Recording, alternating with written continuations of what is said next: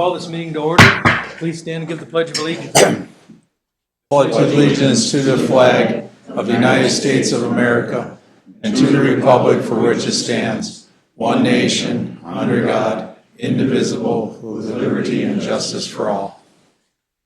Thank you, everybody. Mr. Hines is asked to lead us in prayer. If you feel more comfortable sitting, you can sit, or if you want to stand. Mr. Hines, you have the floor.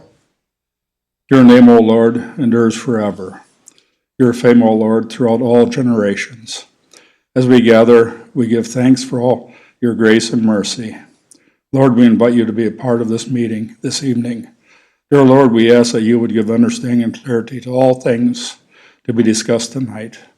Lord, bring peace and protection to our city, to the city council, all the city workers and contractors, our department and sheriff's department, and all that serve us. We ask this in Jesus' name. Now the Lord's Prayer. Our Father, which art in heaven, Hallowed be thy name. thy kingdom come, thy will be done, on earth as it is in heaven. Give us this day our daily bread. Forgive us our trespasses. We forgive those who trespass against us.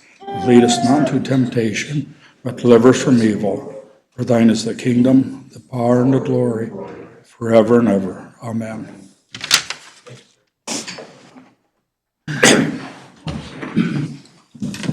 Are there any additions or alterations to the agenda? I have several here to start, if I can start so I don't mess myself up. Number one, we have the person here for letter A under the cemetery update for cleaning the headstones. I would like to move that up to immediately following the fire department report. Letter A. And then letter F, under planning items, it is discuss, approve, disapprove resolution 26-10 for Andy's electric site and building plan review. Under the park committee report, there's a typo. We're going to add that. Letter C is discuss, approve, disapprove the quote for cleaning the toilets at the park. And then under new business would be letter D, would be discuss, approve, disapprove the referendum open house for the school district, the referendum they want to do to open our back shop up again as we did last time. Letter E is to bring on discussion about, it was brought to my attention today, a high school cleanup day, 22.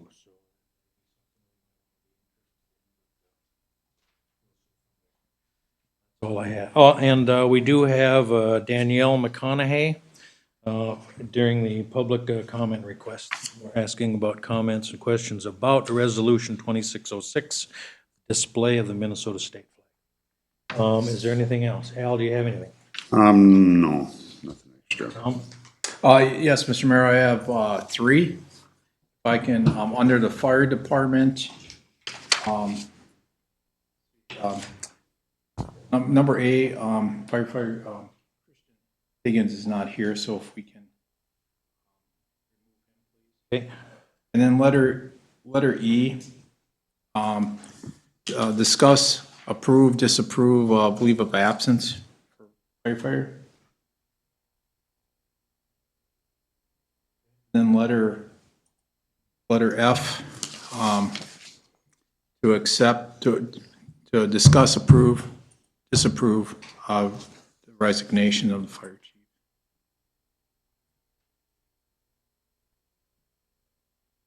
Then under,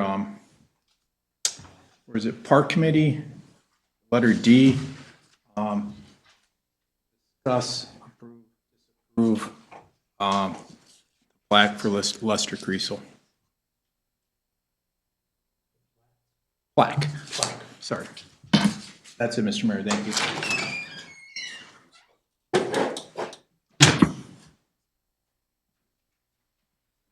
Mr. Case, anything you want to add?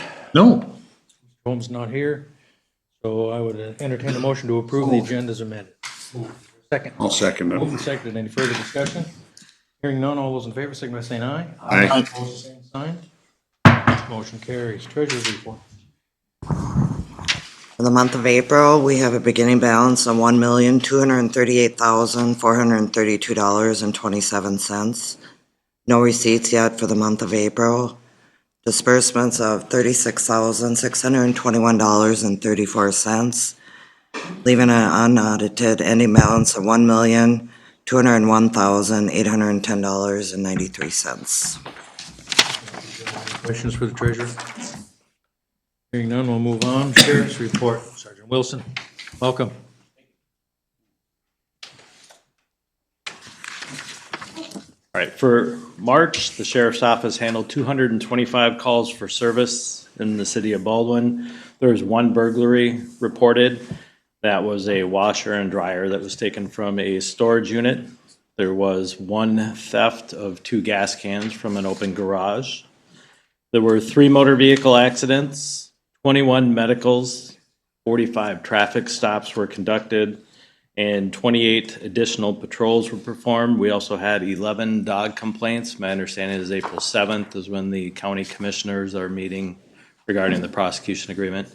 Correct. Okay, We so, had the county attorney here, we had our attorney here, and everybody believed that when they approve it on the 7th, we will be live, if you will, for okay. all things necessary. All right, I'll follow up on that and make sure, but I'm sure those residents will be happy once that's in fact. Otherwise, I have nothing else to report. Do you have questions, concerns, anything? We had the burnouts at the park, so I Yep. think you addressed Yes. Well, to clarify on that, I was waiting to see what's going on with the prosecution agreement, if there's an ordinance that covers it. The statute that would cover it would be maybe a little bit of a challenge.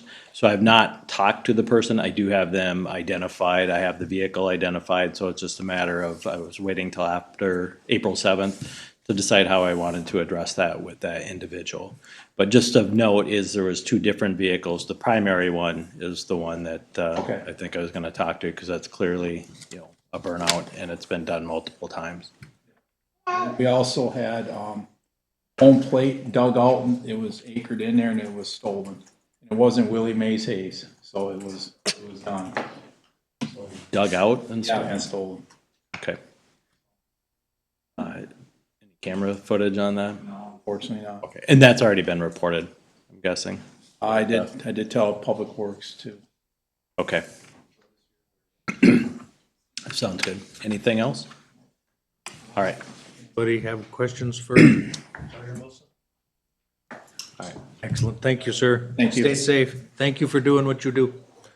Keeping us all safe. Okay, we're gonna go to the fire department report. We will start with letter A, swearing in of firefighters Mike Dureski and Kelton Mintamaki. So we're first going to bring up Mike Dureski and his wife Ashley, along with his captain Phil Holland, and they'll do the swearing in.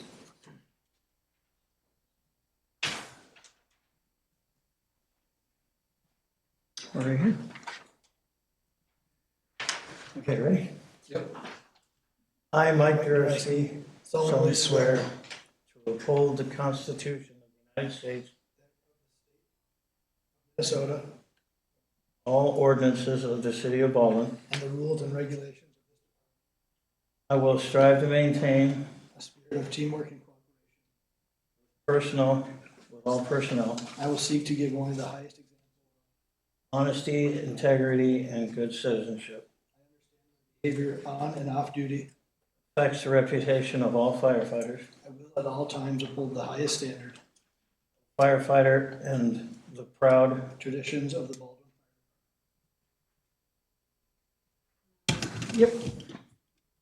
You can stab him if you want. Careful, easy.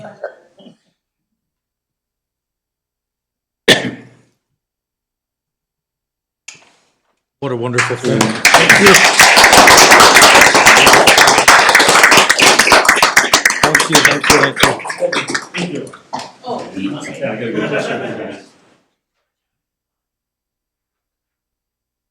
Thank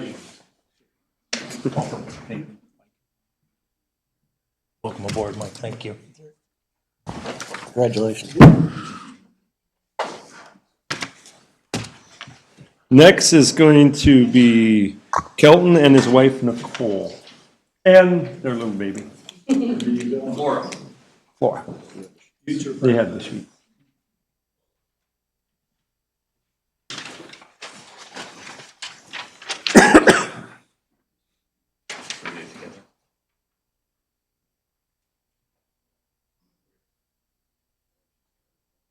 I, Kelton Ridge Mackey, swear to uphold the Constitution of the United States, the state of Minnesota, all ordinances of the city of Baldwin, and the rules and regulations of this department. I will strive to maintain a spirit of teamwork and cooperation with all personnel. Seek to give only the highest example of honesty, integrity, and good citizenship. And my behavior on and off duty affects the reputations.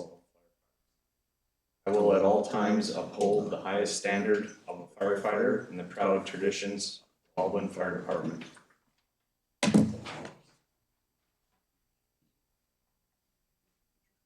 Yep.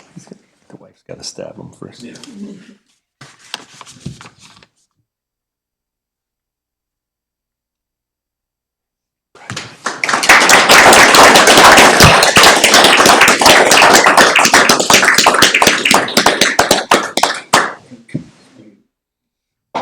Congratulations and thank you. Thank you. Congratulations.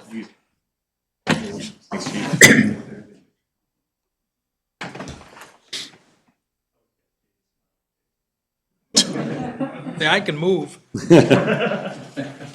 Thank you, guys. That was letter A.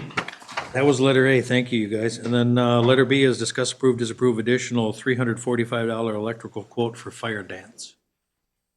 That was the, moving the outlet from way in the back to the front, so it would actually be more conducive down the line and. Excellent. We have a motion to approve. Is there a second?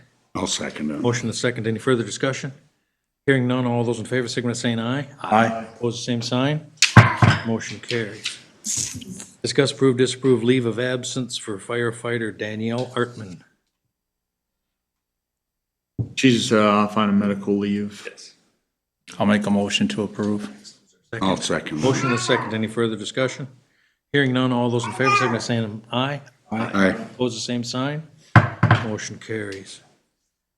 Letter D is discuss, approve, disapprove Young Park being closed for fire department event on May 19th from 5 to 9:30 PM. I'll have Captain Miller explain that. We want to do a MARC training. It's in Minnesota.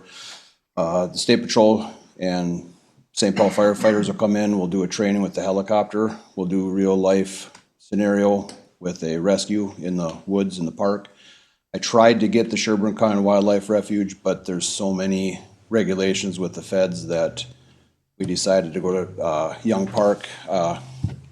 Talked to Tom about it, so I just want to do a 6:30 to 9:30 training out there, but I'd like it closed just for safety of Are you residents. guys gonna try and throw Tom out of a helicopter again? Is that- Hey, easy now, easy. On your recommendation, anything? Hey, I showed up at the last training. Yes. Was there? Just to let, That sounds like a wonderful idea. and just to let everybody in the neighborhood know, the chopper will be up there, it'll be hovering, it's a little noisy, but and there's a lot of lights, so it's it's kind of cool to watch, but it's also something interesting in the neighborhood. Mr. Mayor, I did talk to Chad about it, Captain Miller. Joan, just make sure that the PYSBA for the May 19th, because of rental or any games that will be locked off, and any rentals as well. But I'll make a motion to approve. I'll second. Motion is second. Any further discussion? Hearing none, all those in favor, signify by saying aye. Aye. Opposed, the same sign. Motion carries. Then you bet. Thank you. We have letter E, another leave of absence that we had to put on that you had, Tom? Yeah, so this is a leave of absence For me. for Captain Torberg. So just need a motion then for that leave of absence. Okay. Motion? I'll make a motion. Second? I'll second that. Motion is second. Any further discussion? Hearing none, all those in favor, signify by saying aye. Aye. Opposed, the same sign. Motion carries. And letter F, discuss, approve, disapprove the fire chief's resignation. Disapprove it now. We're calling it a retirement, not a resignation. So, yeah, Mr. Mayor, Chief Case said at the workshop Monday night that he was resigning effective July 31st. So this, I'll make a motion to approve it up to that timeframe. And if you have anything to add. I just, as I said in my resignation letter, been in public safety by the time I retire, 40 years, and over 9 years as fire chief. Talking with the family, it was time to move on and let other people take over and do that kind of thing.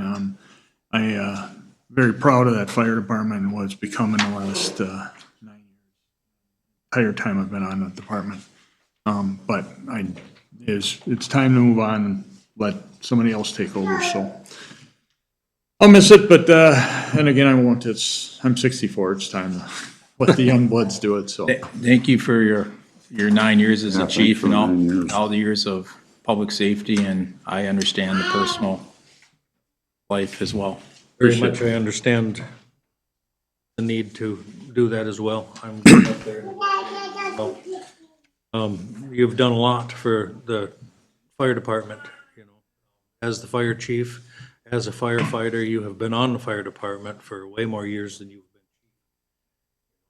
So having the expertise that you brought from the captains of St. Paul and those kind of things has been excellent. Thank you very much. Appreciate it. And I would also like to thank our new firefighters and our old firefighters, if you will, for all that they do. Yeah, well, Phil, thank you guys for doing what you do. I've called you and considered you Baldwin's finest, and that is no lie. You guys are willing to get up at 3 o'clock in the morning and come and save us all. Whether it's a fire, whether it's a medical, whether it's whatever. I think many people don't understand as a gem in Baldwin, as with our fire department. So thank you to you as well. Is there a second to? I'll second that. Mr. Holm, you just got here. We are on letter F of the sheriff's report. Discuss, approve, disapproving the chief's resignation. We've said what we'd want to say. I don't know if you want to have a discussion. We have a motion in a second to approve it. If not, we will move forward. July 31st. Okay, hearing none. All those in favor, signify by saying aye. Aye. Same sign. Mr. Mayor, I abstained. Expected you to. All righty, now as far as the actual fire department call report. So we had a total of 31 calls in March. There was 25 of the calls were in Baldwin, 6 were in Blue Hill. We had 4 fire calls, 23 medicals, 1 mutual aid, and 3 alarms. Anybody got any questions on any of them, on what we did? Anything out of the usual, or? Nothing out of the usual. One big fire, and the rest were all normal. Again, on the 19th, if we concede to throwing Tom out of a helicopter, that's okay. We can. We need a victim. It might be him.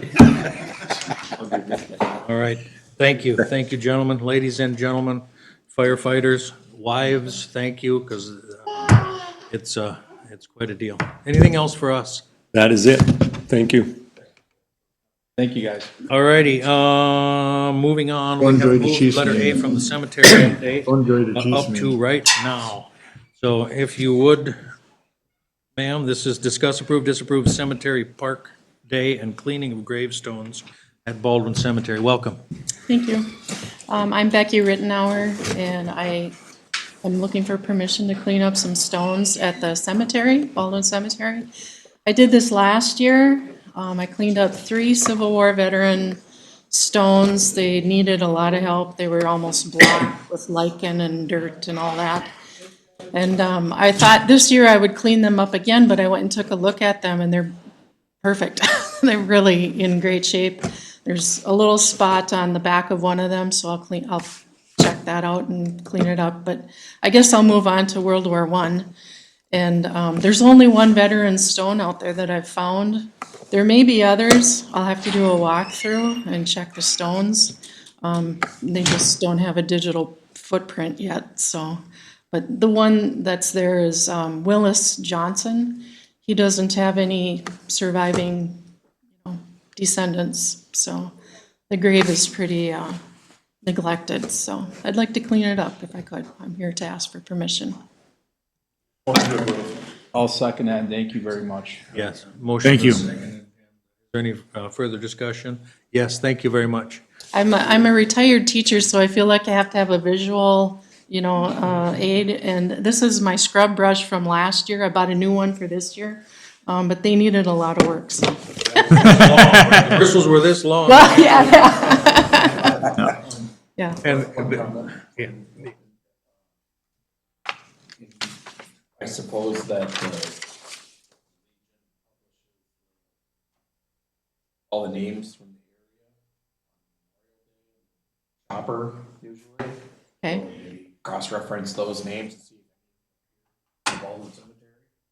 Yeah. To dig up if there's any. I'll find a way. I believe when you did this last year, the only concern we had was damage to the gravestones. There was none.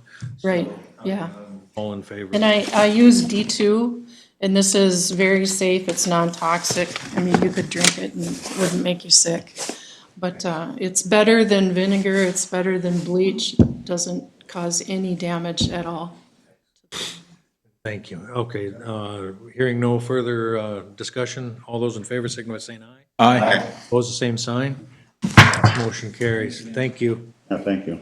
All right, public comment requests. We do have one from Danielle McConaughey. If you would, please step up to the podium. State your name and address for the record, please. And you have some questions about the 2606 resolution.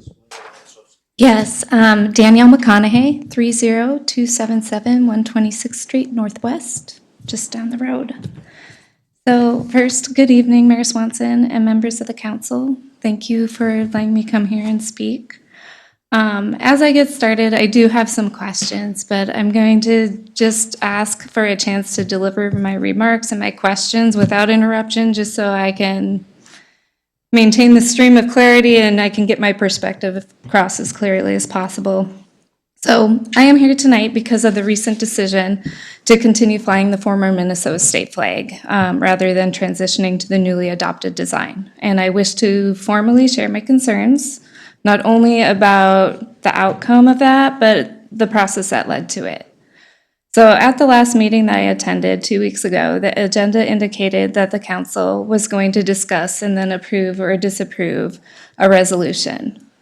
However, when the item came forward, there was very little discussion before the vote occurred. And when I reviewed the previous meeting, I noticed that the topic had been added without appearing on the printed agenda. And when I reviewed the video of the council meeting, I also noticed that there was minimal conversation before the council agreed to draft the resolution. For a matter that involves a symbol of statewide identity, the absence of open discussion was concerning to me. The new state emerged from a careful and participatory process, one shaped by broad public engagement, extensive committee work, and even a bipartisan vote from our elected officials. And I believe that that process deserves recognition and respect, even when individual preferences may vary. With that in mind, I'd like to share some of the questions that came to mind as I was reviewing this situation. First, was any public outreach conducted before making the decision?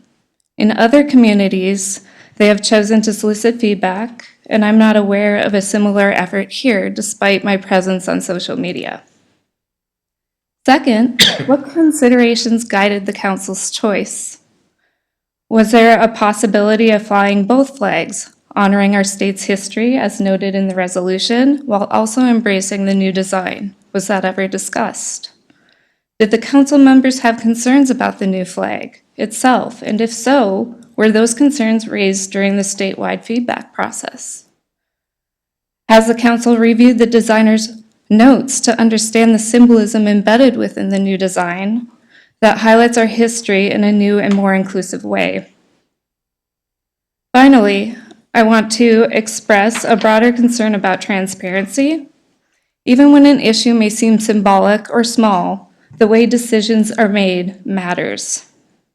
When items are added without prior notice and resolved with limited discussion, it can unintentionally erode public trust. At a time when many communities are grappling with questions about openness and accountability, I believe it is especially important for our local government to model clarity and engagement. For these reasons, I respectfully ask the council to consider revisiting this matter, either by formally seeking public input or by exploring a revised resolution that allows both flags to be displayed. I believe that doing so would demonstrate a commitment to transparency and to the democratic process that produced a new state flag. Thank you for your time, and thank you for your service. Well, thank you. As these questions came to us, I'm not sure that we're ready to absolutely answer all of those, because we were unaware of what they were, have a hard time to prepare.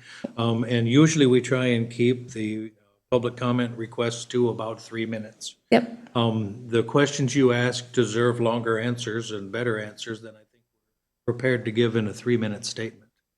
If somebody has something quick that they would like to give,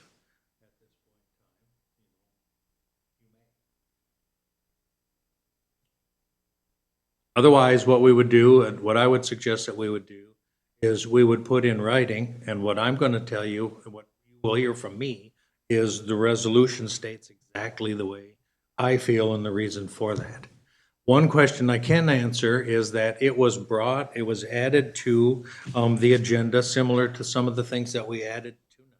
Yeah. And that is because, per the state statutes, that is doable because this meeting and that particular meeting was a meeting that was actually slated, if you will, and put on a calendar, if you will, in December of last year. Understood. Right, and so Okay. now this literally is the, to do the business of the city. And what the legislature has said is by doing something like that, we have, quote, posted this meeting in all of its glory, whatever it would be. We try to do our level best to have an agenda out there that everybody can see. And this particular one, as I recall, the flag, this resolution was put on there. It was a question, it was notice, if you will, 2 weeks prior to us actually having a resolution. And so as far as the transparency goes, this was something that was actually added to a meeting, almost the first thing that was added to that meeting, if you will, from the previous right? So we try to be as transparent as we possibly can. Absolutely. And what I can say as an overview is I disagree absolutely with the way that they handled the process of changing the flag. And I absolutely disagree with what the, quote, new flag looks like, because to me, in my opinion, my humble opinion, it does not, regardless of what anybody would say, it is supposed to say, the symbols that were on the previous flag, to me, encompasses, that have been on that flag since 1983, encompasses all of the people of the state, the indigenous people, the farmers, and all of those kind of things. Blue and light blue flag with a star on it, that does not, in my opinion, dictate or explain in any fashion what Minnesota stands for. So if we don't want to, if nobody else wants to go any further, then what we will do is we will take down some of these answers and send them. Absolutely. Will there be any consideration around revisiting the matter? We can put it on the agenda for the April 15th meeting to see if we would like to reconsider that. Beautiful. Well, thank you. That is wonderful. Thank you so much for hearing from me. Well, thank you for coming in. Thanks. Good to hear your opinion. Okay, Joan, was there any other public comment requests? All right, and approval of the consent agenda. Entertain a motion to approve it as in full. Yes, I'll make a motion to approve it as full. I'll second. I'd like to second and discuss something about the approval of the consent. Okay, It's been seconded? it has been Okay. seconded. You seconded it. I just want to say this. Consent agenda. Go to many other city council meetings, and you'll find the consent agenda. How many items you find on there? You will have, The majority of the meeting on it? yeah, you'll have council meetings where they don't actually have any discussion items. Everything's on the consent agenda for action in one motion without discussion. Yes, and if you look at ours, there's a lot of stuff that's published and is gonna be discussed. Just take note, because I mean, even Princeton, their meetings are less than an hour, a lot less than an hour on the consent agenda.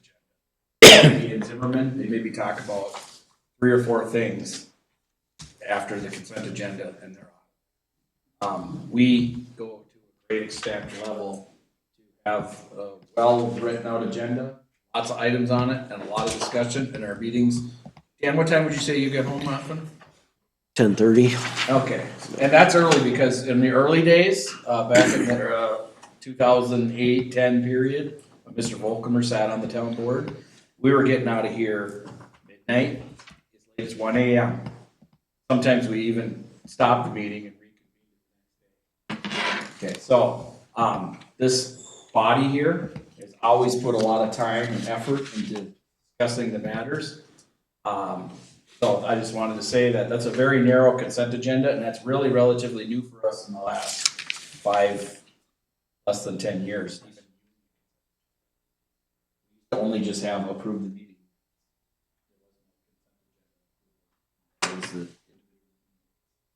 So I just wanted to speak that piece because I thought that was appropriate to demonstrate that there's a lot of transparency here.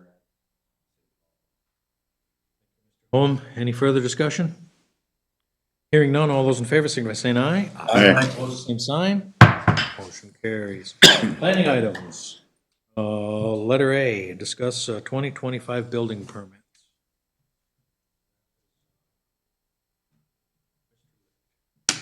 Mayor? Rum River is here. Oh, Rum River, we do. Hi, Roxanne. Yes, please, if you would, step up to the podium.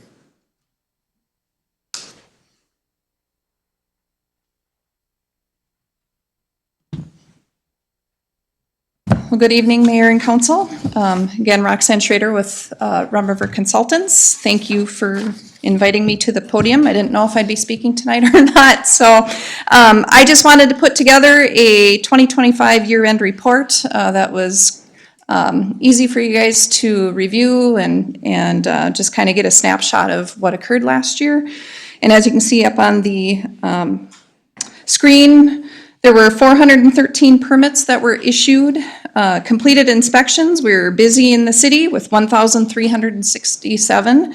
270 permits got closed during the year last year. And in regards to comparing from 2024 to 2025, there was an additional 24 permits that were issued during the 2025 year. As you can see from the graph, totals by permit type, the pie graph is the residential version. Building, there were 190, mechanical, 69, plumbing, 63, and septics were 64.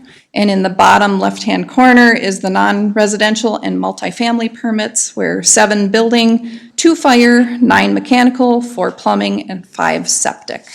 So that is just a quick overview of everything in 2025. If you go to the next page, Joan, if you can scroll down. For new single-family dwellings, I know that councils typically are very interested in regards to seeing potentially how many new residents and or families come into the city. And we actually had an increase from 19 in 2024 to 23 in 2025.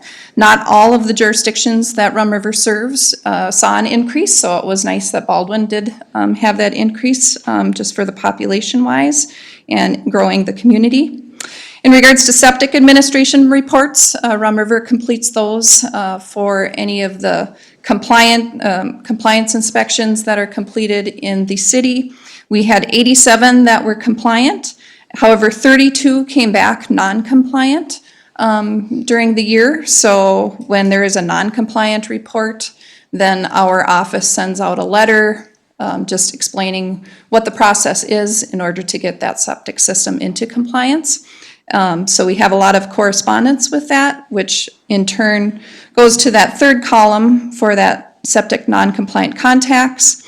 We had 35 properties that we had communication with, 24 of which were resolved with a permit application and continued on with that process in order to address any of the issues with their septic systems. And then code compliance, at least for Rum River, we were involved in 4 different cases, all of which have been resolved and are no longer active. In regards to some of the information on the bottom, it was a growth year, I would say, for Rum River, just as your building official, and we were able to move into a new, to us, office location in the city of St. Francis. So rather than having numerous people in a very small area, we were able to provide a little bit more office space for our staff to be able to concentrate and work on the various different projects that they have. We also added remote virtual inspection programs, so that is something that we've been working on since COVID, and we've really put in a lot of resources to try and make sure that that is accurate, defendable, and a great resource not only for the contractors, but also for the cities to try and decrease the amount of miles that are put on for the contractors, and just having better photo evidence of what exactly was going on for possibly their roofs or other projects that we're doing. So we feel that it is, in some instances, even better service for the permits that we are providing. And that is something that we've continued to build on and will continue to build on in 2026. 5 of our staff have earned certifications supporting building administration. Some of that is nationwide certifications, so for permit technicians and also for the state of Minnesota for licensed building officials and or certified building officials. We have 4 new team members. We also provided 14 continuing education classes across the state of Minnesota during 2025, which our staff put together the information, research it, and then present it not only to other building officials or inspectors, but also general contractors, which makes our staff very comfortable with the code and also being able to present that and educate when we're out and about with the contractors and also homeowners, just having that ability to do that. And then also just continued streamlined usage of Baseline Technologies Incorporated, which is our permitting software. We hear a lot of great things about that from those that are using it, not only for the cities, but also our own staff and also the residents and contractors. A lot of comments in regards to, I wish we had this platform in other cities. It's very easy to understand.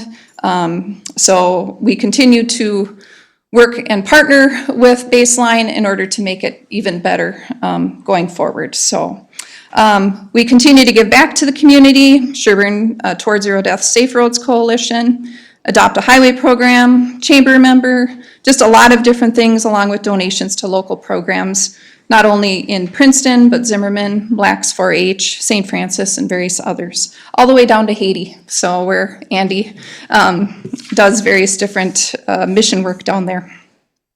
And then lastly, again, we really focused on our process management efforts. We'll continue to do that because that's just what we do, but also mentoring and coaching our personnel and partners regarding building and fire code administration and topics of interest. So that, in a very quick nutshell, was 2025. So there was a lot going on. Keeping Andy busy. Yes, sir, and he has been doing the same for me. So, yeah, people keep asking me, well, how's retirement? And I'm like, I really wouldn't know. Yep, so, any questions in regards to this? I do have one. Septic is kind of near and dear to my heart. Yes. And the 32 non-compliant septic systems. Yep. 24 were brought into compliance through the permit. So were those, what part of those were, I'm assuming all were derived, whatever, from a permit application? They were So the found- 24, yes, yep. Yep. So essentially, if they apply for the permit and everything, and they pay for it and it continues, Correct. then yes, as long as they are able to continue progress on that, that means that that's resolved, yes. So, yep. And so do we know how many of those were like from sales versus actually a permit required for a deck or something? In regards to the compliance inspections, I do not know that offhand, and I can see if there's a way that we can find that out. Because I'd like to see. The other part of that too is, what were the ages of these that were non-compliant? Okay, Because, yep. I mean, as we're moving forward, I mean, Yep. Baldwin is fairly new except for some areas. So I'd be curious to know, if we are working on replacing or updating relatively new, by that I mean system. Sure. Or if we're catching very aged systems. Correct. I do not know that answer, but I will certainly research that, and I know that we are presenting on septics, I believe, on the 15th, so I can come back with some of that information at that time. So, yep. Yeah, Other than that, very good. we have on here also to schedule a workshop with Rome River Consultants. Some of the things we've started at a previous meeting. Andy and I have not been able to get together, I know. not to have a conversation or Yep. set up, or anyway. And so when we do that, maybe we can have some of this discussion as well. That is what, yep, so Mayor, that is what we were hoping to, just because it is a very all-encompassing information, and you guys put a lot into your city council meetings, so we thought it would be beneficial to do that in a workshop type setting, so that you'd be able to ask various different questions. We could present on it and hopefully answer some of those before we would get to the city council itself, so. That is what our hope is, so if we're able to find a time before the 15th, or if that needs to be moved further into the future, we can certainly do that, so, yep. Any other questions for Roxanne? Yes, exactly. Letter C here. You want me to stay up here or no? No, okay. We can move on here now. Letter B, discuss, approve, disapprove code enforcement for non-compliance. That's those, Okay. That's ours, yep. And again, I believe in your packet of information, one of our great staff, Carissa, was able to put together some information in regards to a non-compliant septic system code compliance case. So essentially, this particular property is PIN number 01-00429-0110. On August 23rd of 2024, there was a non-compliant report dated 8/22 that was received, of 8/22 of 24 that was received. A letter of non-compliance was mailed to the property owner at that PIN number, providing an 18-month compliance deadline. So that was sent out on August 27th of 2024 with a deadline of February 21st of 2026. A replacement septic permit was received by our office on September 8th of 2025. Soil verification was passed and completed as part of prepping for that replacement system to be installed on 9/10 of 2025. A new design review was completed and the permit was sent out for payment on 9/11 of 2025. And then on February 26th of this year, the contractor canceled the permit after the homeowner discontinued communication and failed to complete required paperwork in order to continue with that permit. So as I understand, we had identified that property within the city with that septic system that had officially been determined as non-compliant. The system has exceeded the deadline for corrective action as required by City Code Chapter 4-5D2 and Minnesota Rules 7080.1500. We issued the formal notice to the property owner outlining the violation and required timeline for compliance. The replacement permit was submitted, reviewed, and sent for payment. However, the permit was subsequently canceled by the contractor and no further action has been taken. Due to the continued inaction and expiration of the compliance deadline, Rum River recommends escalation to the city attorney for enforcement. In regards to the memo, next steps would be that Rum River respectfully requests city approval for the following actions. Would be legal coordination, approval for Rum River to coordinate with the city attorney, and proceed with enforcement actions for the non-compliant septic system case exceeding its compliance deadline, billed at an hourly rate. And then there is other documentation that was included in your packet regarding this compliance situation. What are the wishes of the council? Make a motion to approve. I'll second. So coordinate with, Yep. Who would coordinate with them? Any further discussion? Hearing none, all those in favor, signify by saying aye. Aye. Opposed, same sign. Motion carries. All right. Thank you very much. Thank you. Let's see here, schedule workshop with Rum River Consultants. Gentlemen, when do we?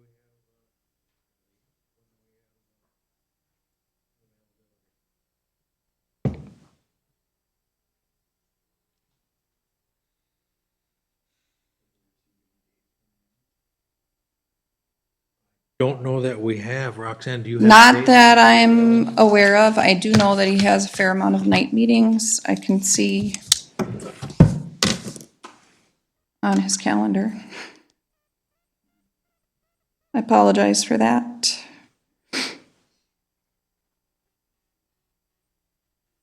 How about Monday, the 13th?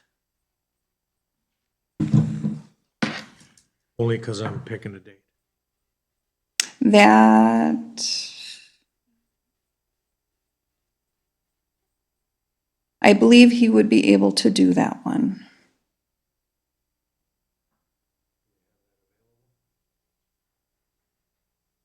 I'm free.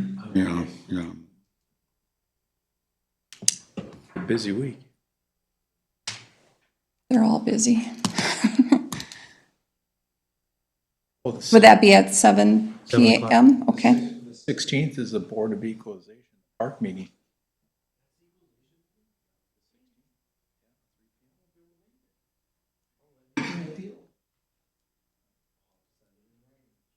Short meeting then.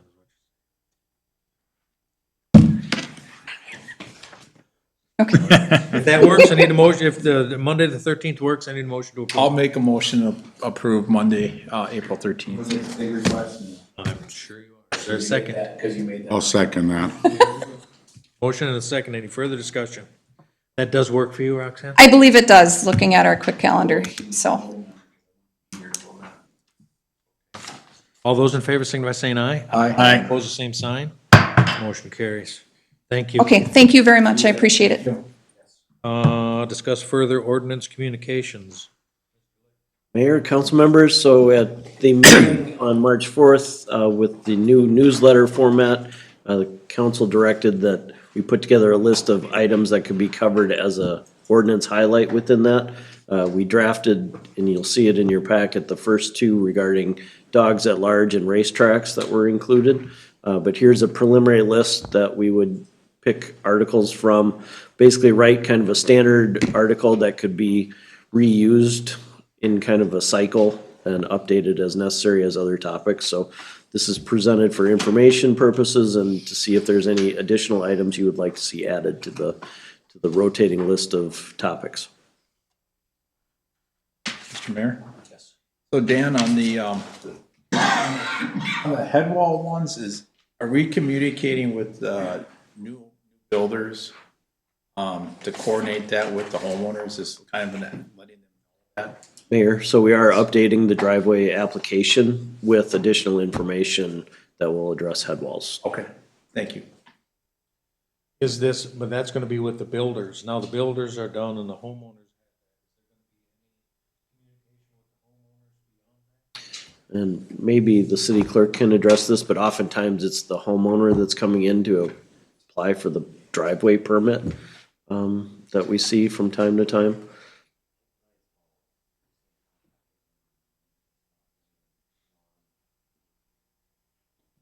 So my question would be, how do we inform? Mayor, so we could put on the form, please provide to the property owner a copy of the head wall information so that they know down the road. The other way, obviously, is we wanted to try and highlight it as part of the newsletter and just increase communication about that.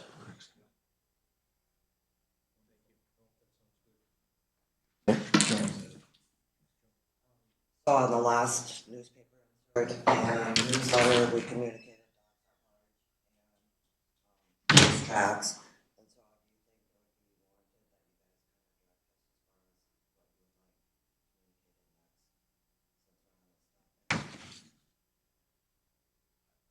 I would say, yeah, I mean, I would say the head walls would be one.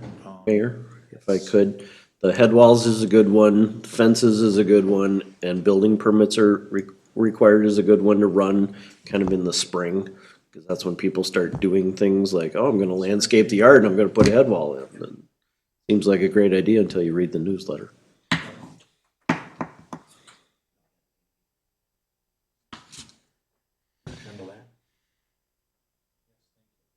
Okay, discuss code enforcements. Mayor, so you have the updated list of code enforcement actions. There's 4 current ones and 1 pending one being held regarding outcome of the discussion about the ordinance amendment concerning storage or shipping containers this evening. A couple new ones that we'd like to initiate actions on include 13938 302nd Avenue regarding inoperable vehicles. Warning letter regarding dogs at large for 30925 98th Street. And then we also want to initiate a court summons for property at 31611 127th Street for no response to previous citations or notices.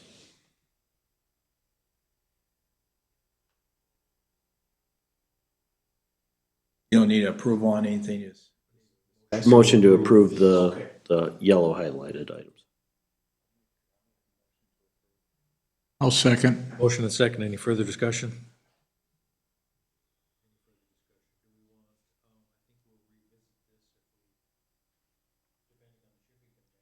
Correct. If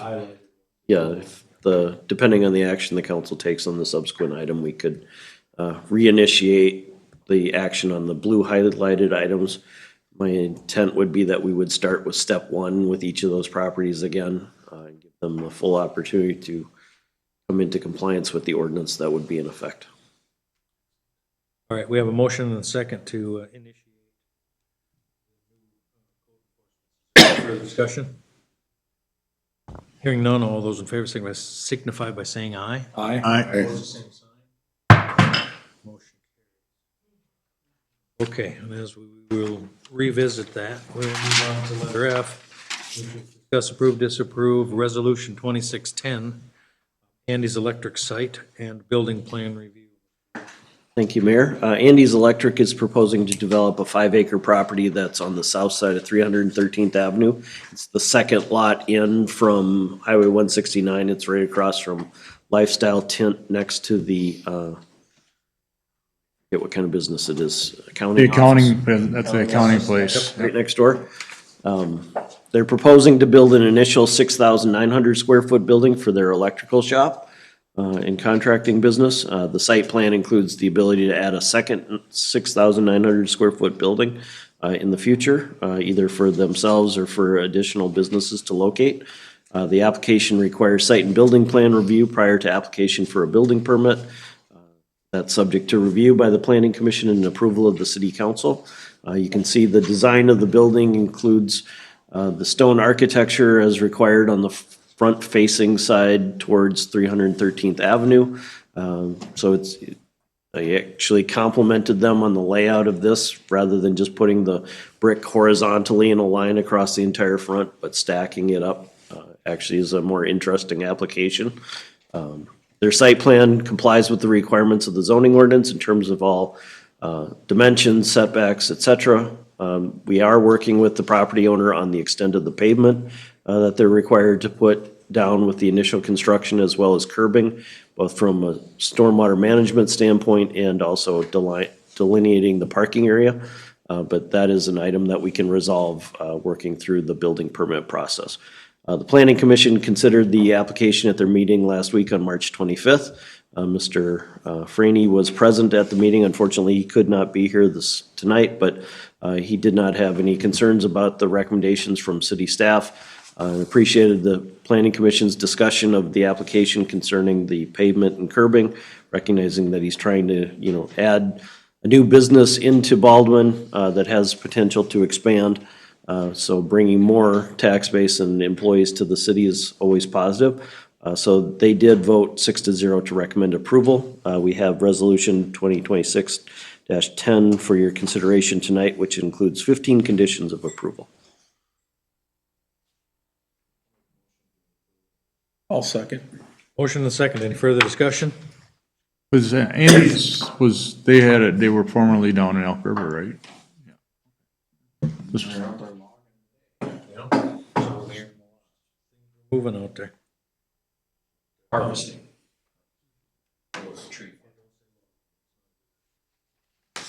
Any further discussion? Fire breaks. Any? Fire breaks that area. Across the highway. They could have- Well, it looks like they're going south along.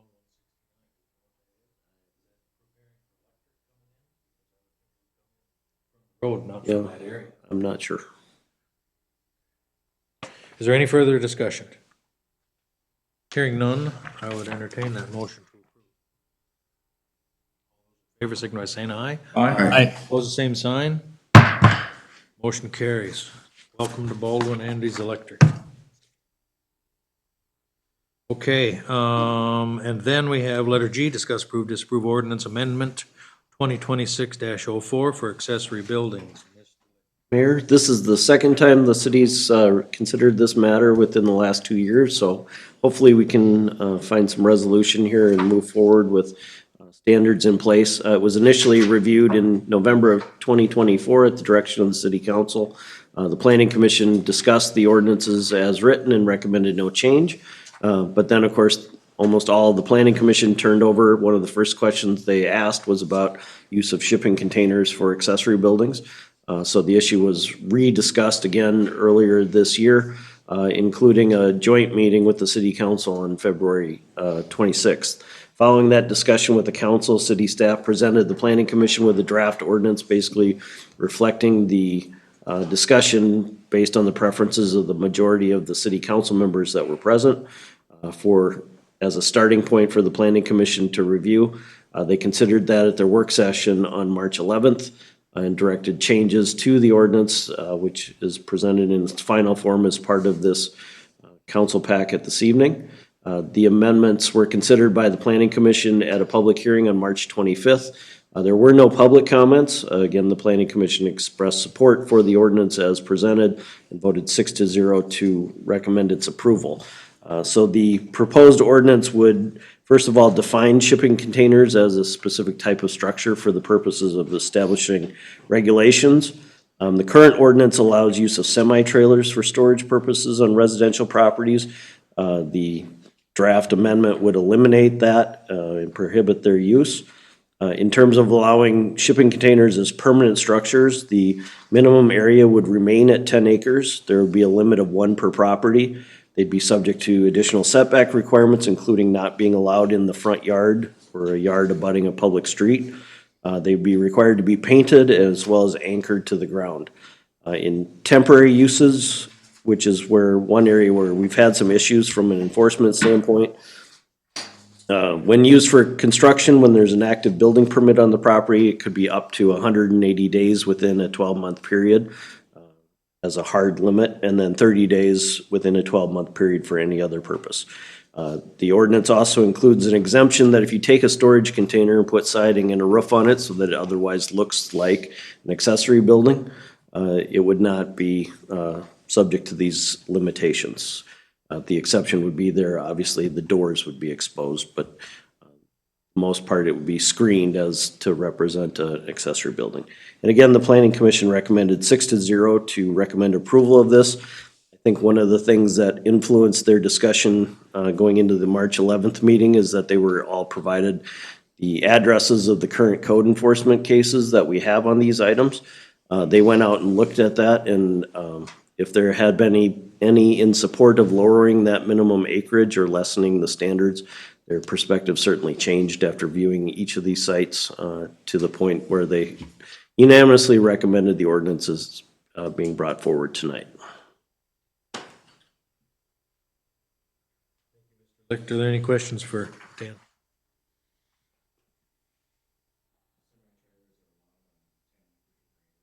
Not allowed at all. Not allowed at all, period. Correct. No matter what For size storage lot, purposes. for size. So if it, Well, how do you define that? How do you know it's being parked there? yeah, if it's being parked, it would be licensed and operable on a public street. What So if, it's an operator who changed back and forth between flatbed and he's got it sitting there, but he doesn't have current. then it wouldn't be allowed to be parked there. Where did that come in? I don't know.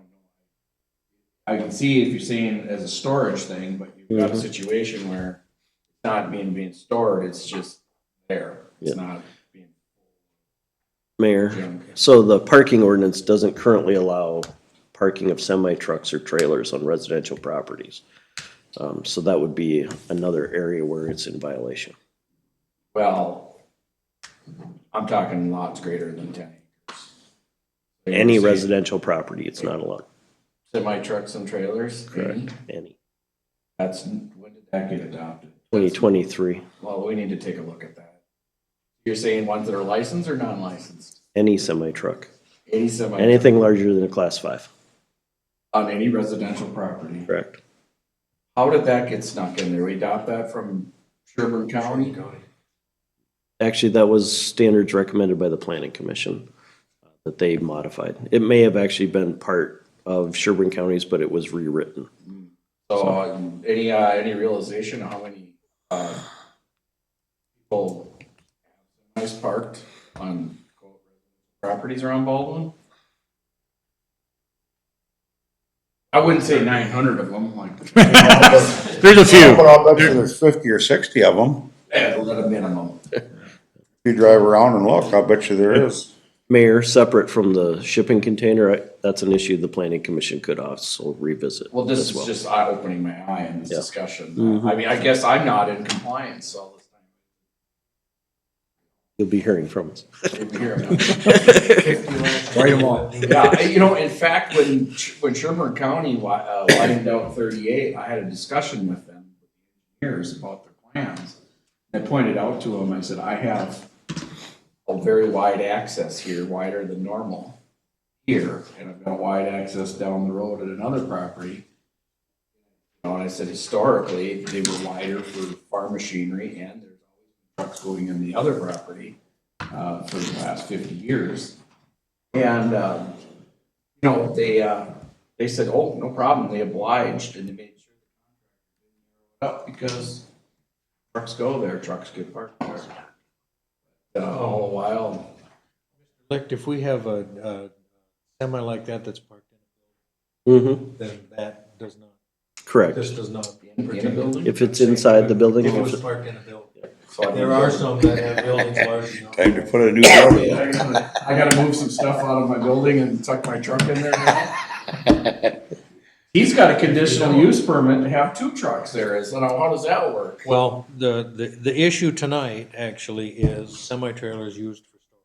Right. So- Unlicensed, inoperable Unlicensed, ones, inoperable flat trailers tires. used for storage. And there was a lot of discussion at the planning commission. There's just.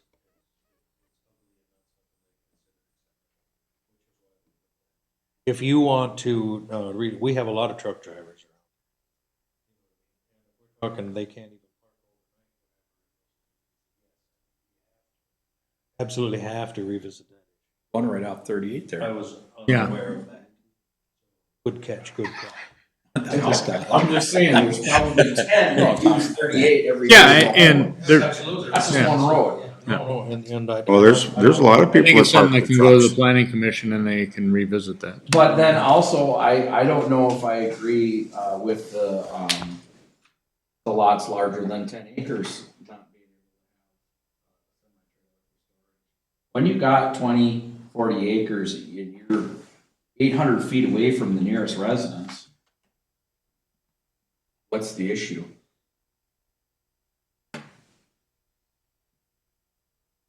Issue that is that it's an.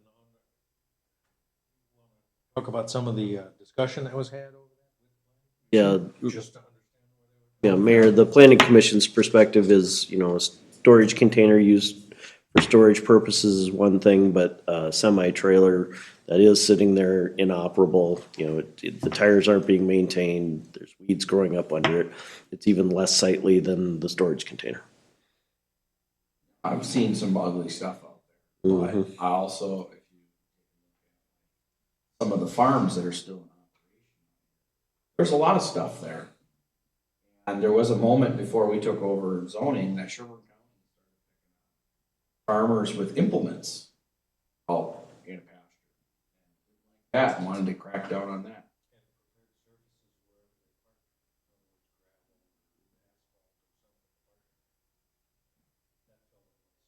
Well, but it's just the idea that that's the road. So I'm just saying, have more acreage,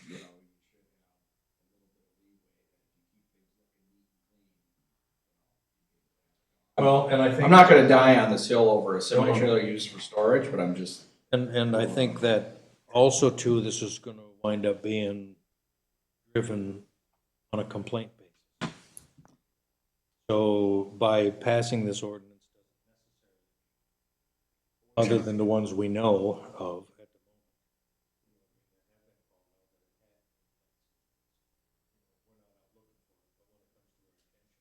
we're gonna need to have a way.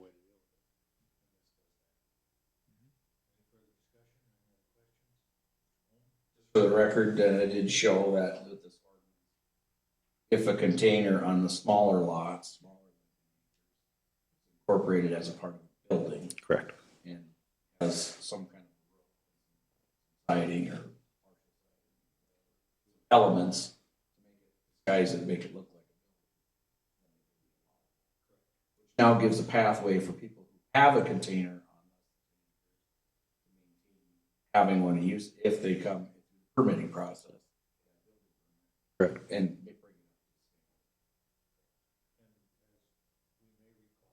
That was one of my pet peeves with all of this as well, was to say all of a sudden, no, you can't. Now giving them an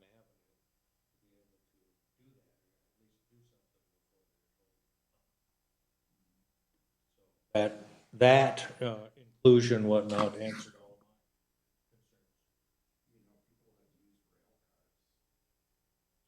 and made garages up. So I mean. Part of some of the discussion even at the planning commission were in other cities and other areas where they had actually taken several of these roof over them. Now we're talking about a structure, not just a container. Building permit scenario, if you will. And when they're all done, you can't even tell they're containers. And also, too, part of all of that was, I mean, you can go to Menards, build a 200 square foot shed. So the containers are roughly the same square footage, if you will. So if we have the ability to say, as long as they don't look like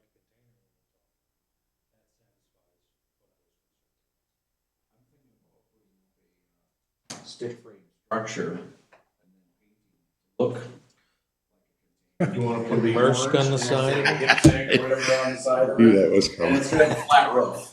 Well, Mr. Holm, only you would do that. Mr. Yeah, I'm gonna park a couple of licenses in my trailer. And one of them unlicensed, you'll have to figure out which one it is. And I'm gonna register them through Oklahoma, so you're gonna have to do a little more work. Here we go. All right. Mr. Mayor, I'll make a, The early meeting I went to, there was a developer, we were talking about standards like this. He's like, you can't legislate good taste. So, I mean, we try what we can to avoid, obvious issues, but there's always loopholes. Mr. Rush. yeah, I'll make a motion to approve the ordinance 2604. Yes, and I thank the planning commission for keeping it 10 acres and working through this. I'll second. Motion and second. Is there any further discussion? I'm gonna vote against it because I don't think it's the perfect amendment. Find where I was going with it. I can see that it'll prevail, but I was symbolically voting no. Any further discussion? Hearing none, all those in favor signify by saying aye. Aye. Opposed, the same sign. For the record show, I said aye. Motion carries. Okay, Park Committee report, Mr. Rush. Yeah. Discuss damages at Sandy Lake Beach area.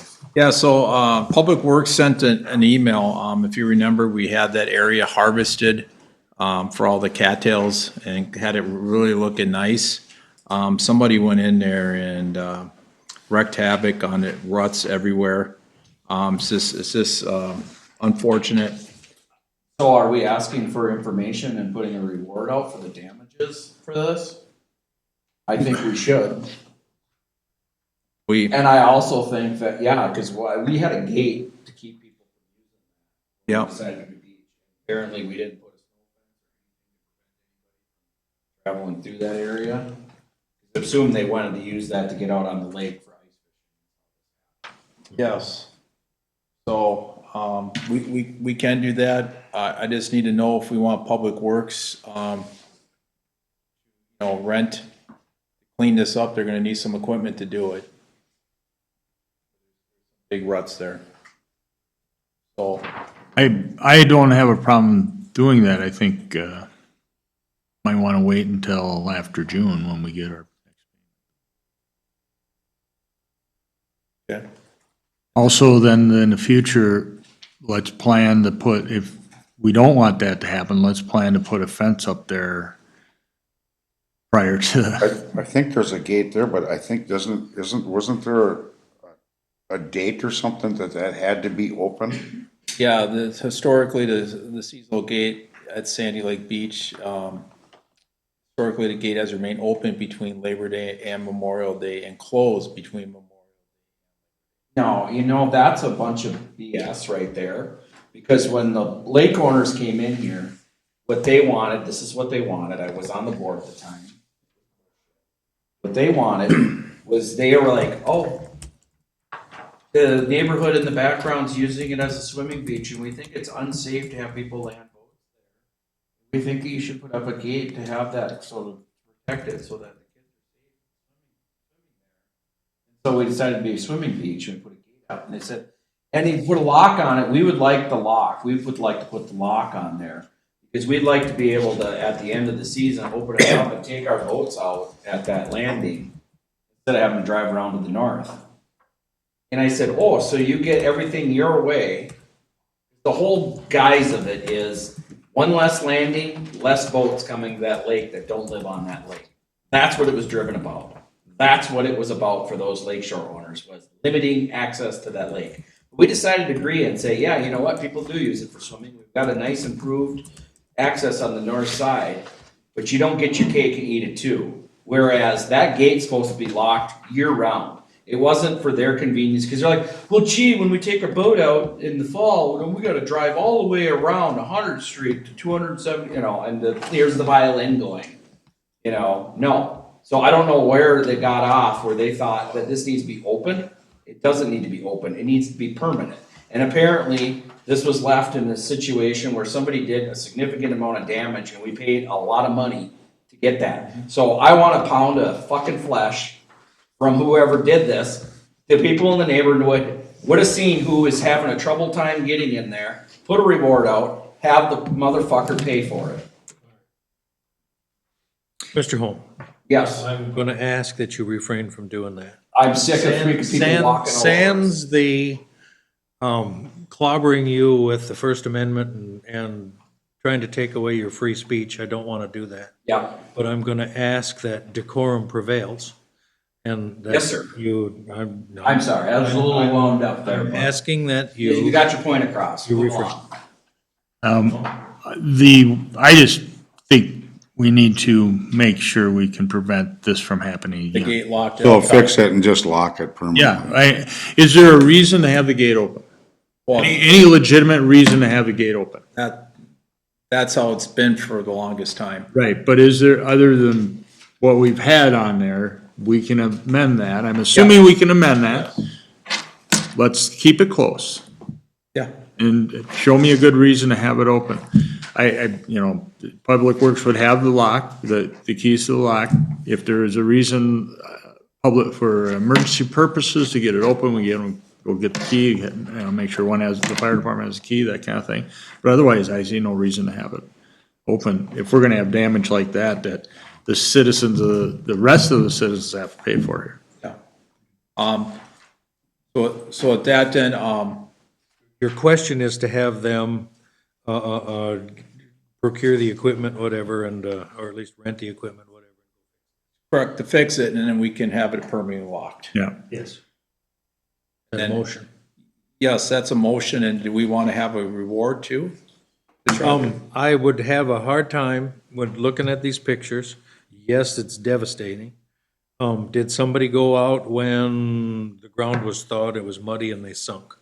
I don't know that we'd be able to prove that this was actual destruction or harm done to it, whatever, on purpose, because they were trying to get something malicious, right? So. Well, they sure didn't call us up and apologize. Correct there. And we However, did, you know, how much did that project cost, Tom? There. Oh, the harvesting, the sand, it was a good. Give me a figure. Over $5,000, $6,000. Well, there was more work done there than that. The harvesting was a DNR No, vendor. but the other work that took place on that site. Yeah, the Holland sand, or the beach sand and everything to dress it up there. My only concern is then, if you find out who it is, the prosecution costs are going to wipe out any saving, it'd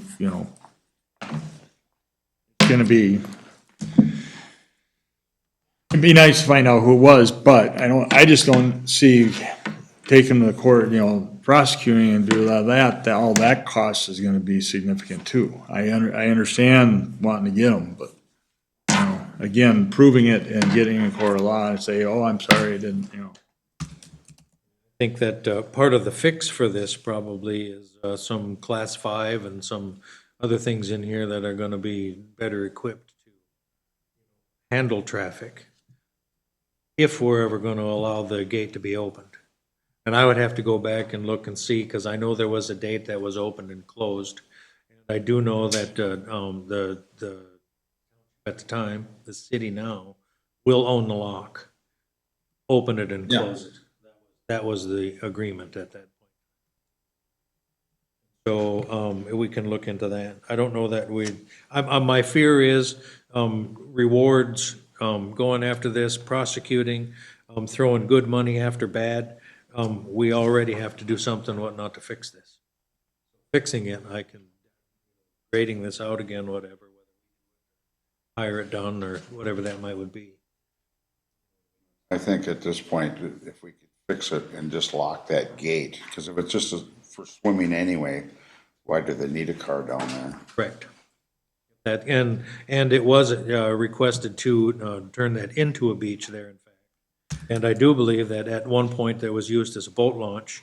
And part of the reason for the gate is we don't want people launching the boats and things like that. Safety purposes, whatever. I would just say go close it year round. Yeah, and if things are frozen. Make it improvements. If things are frozen and it is access out to the ice in the winter, fish houses or just fishermen or whatever that might would be, think about opening it at that point in time. That was part of the discussion. Hence why I believe it is open right now. Hence why we had a strange year this year, freeze thaw, and it really warmed up and there was still good ice, so they used this for access and this is what it happened. Was it malicious? I don't think so. If we were to continue to do this, whatever, I would say prepare the surface to more readily be able to handle it. Or close the gate. I think that that can be further discussion, although closing the gate now because there's really no reason. there was a motion on the floor. To answer your question about June, this would be coming from the park fund. Parks, the beaches and all that will fall. Right, I understand that, but that's not, Covered under. no, we're, all that fund, all those monies come out of, it's further down the discussion, but all those monies come out of one account. Like the fire fund, the park fund, they all come out of one account. I don't know how much it's gonna cost, I'm just trying to make sure we don't get in a fund deficit prior to our June payment. Yeah, we'll have Public Works call, to get an And estimate. if they could get it done, if it can be put off to be billed, where you don't get the bill till middle June, fine, I think that's something, that's where I'm looking here. Because all the funds, the whole city runs out of one account. And that's what we're looking at. I will make a motion to, I already did make a motion, correct me if I'm wrong, to close the gate, and to have Public Works fix it on appropriate. I'll second that. Second. Motion and second. Any further discussion? Yeah, and closed year round. Any further discussion? Hearing none, all those in favor, signify by saying aye. Aye. Opposed, the same sign. Motion carries. Letter B, discuss rental of the Young Park Ball Field, Mr. Yeah, so this, just so you know, every year, PYSBA calls, coordinates with me, so this is something that's gonna have to be going forward. Basically, the rental of the field is, we talked, Mr. Mayor, to Chaz about this. So there's several teams that use it, and it's $500 we charge them, flat fee. So with cost of fertilizing the fields, we have Arc Irrigation, a licensed vendor, approved safety vendor, that does the field. We've had some issues in the past where I've addressed where the gate was left unopened to the field. The shed can't open the door because everything's just thrown in there, and then we have to change the lock combination every year. So I just wanted to know if you guys, I know Princeton raised the rates of their field. I don't know the exact number, but it was substantial. So I didn't know if you wanted to increase that or just leave it as is. And they wanted to use the field, and I told them today, but might be an April Fool's joke because it's gonna be snowing, so. Well, that one base was dug out too, so the damage is on that. Yeah, that was it.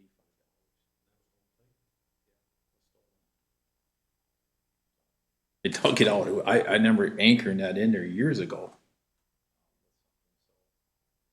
So I just wanted to run it by you if you wanted. They asked if it was the same rate, but I thought I would check with the city council on it. Recommendation you'd like us to go on? I would say to cover the fertilization, the maintenance there, and hassle out there. Not something we have on our fee schedule. It's gonna be a separate So,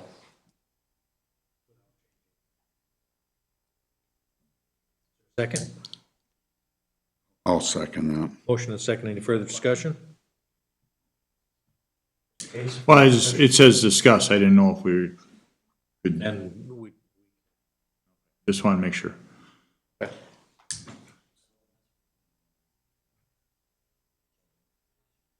it would be effective now, and I'll just tell them. Mayor, we can bring back an ordinance for the next council meeting to amend the fee schedule to include that. That's staying the same, or we're Yeah, gonna will add you, on to We're it? gonna add 100. Oh, okay. Mr. Rush, will you take that as a friendly whatever, that we will amend our fee schedule to reflect that as well, the $600? Yes. This motion prevails. Will you take that? I'll take it as friendly. Yeah. Further discussion? Hearing none, all those in favor, signify by saying aye. Aye. Opposed, the same sign. Motion carries. All right, letter C, discuss, approve, disapprove quote for cleaning portable toilets. Mr. Rush. Yeah, so, Joan, do you have this up here? Basically, we have the porta potties at Young Park, Sandy Lake, and Elk Lake Rain Garden. The rates will stay the same. Young Park is serviced weekly at $50 service. Sandy Lake is serviced every other week at $50, $100 a month, and Elk Lake is serviced every other week too.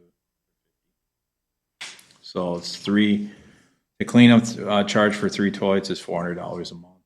Comes out of the park fund. I'll make a motion to approve. Second. I'll second that. Motion and second. Any further discussion? Hearing none, all those in favor, signify by saying aye. Aye. Opposed, the same sign.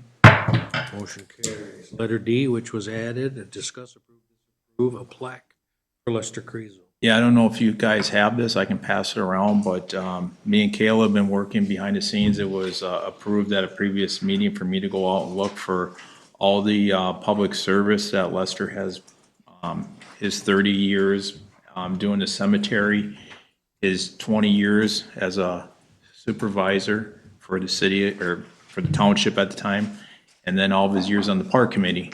So there's 2 plaques here for his public service, and they're $65 to $85. And I just wanted to make sure that the wording was right, and then there's 2 different designs of which ones you guys would prefer, and just pass that around.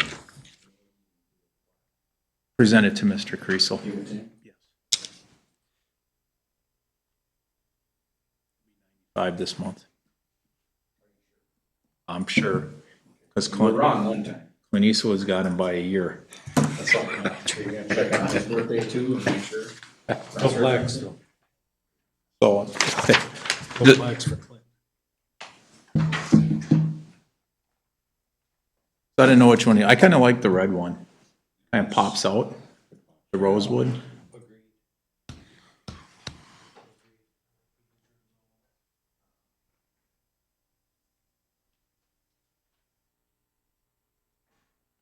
And this is with a local vendor of ours, Minuteman, in town.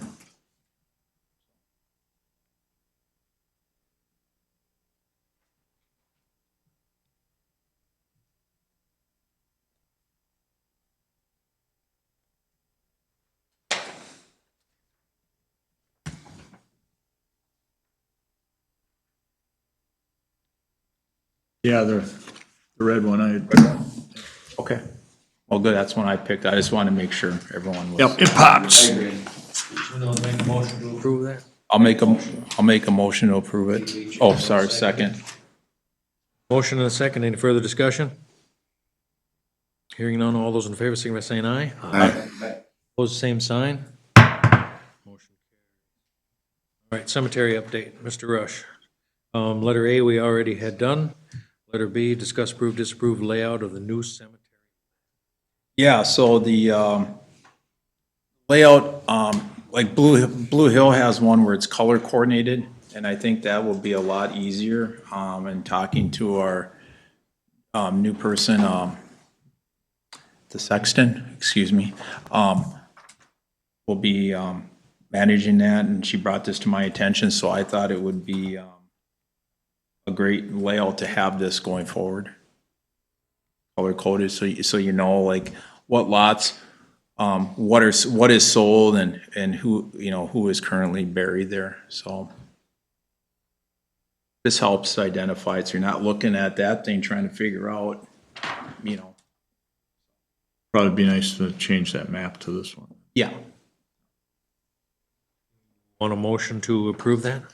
I'll make it. Yeah, well, yeah, there will be, of course, there'll be additional costs by Hawkins Anderson for color coding it this year or whatever. I don't have that. Well, They're working on the mapping anyway. yeah, Do their literal spreadsheet for how all that works, they can. Can we get the, American talk to them. can we get the cost estimate from them? I mean, it's not like, we're not in a rush to get this done, are we? No, we can, do you want to, please send that to Sam? Just ask him. Table this then? Yeah, let's just, yeah, I just wanted, everybody's in favor of it, but to Yeah. get the cost, Yeah, let's find out what we're table to the what we're 15th. approving for costs. I'll make a motion to table to the 15th. Or is there a second? I'll second that. Second, any further discussion? Hearing none, all those in favor, signify by saying aye. Aye. Opposed, the same sign. Motion carries. Discuss, approve, disapprove cemetery policy and rates. Yeah, so this was, sorry, I was ill at the last meeting, but, Mr. Holm, you'd wanted this, topic brought up, I do believe. 2010 was the last time we updated the cemetery policy. It's currently $500 if you're a Baldwin resident, and it's $700 if you're not. And I said that, and there's 25 that, the sexton gets for the, you know, marking the grave and the stone as well. So it's been 16 years, so if you guys want, Jeff, you brought this, wanted to look at this, the cemetery, and it is a self-sufficient, you know, fund itself. The money goes in there, we don't fund it from any of the taxpayers, so whatever money for the lot sold funds that, so. It hadn't been raised in 16 years. 2010 was the last, there was a little green pan. Right, so the costs have been, some costs are going up, I'm Yeah. sure it's fine, but it would make sense to raise it a little bit, especially for the non-resident. I would propose similar to the Big Lake Greenwood, big of a spread. Would you want to add 700 for a resident then? Oh, I'm willing to go 750 and 15.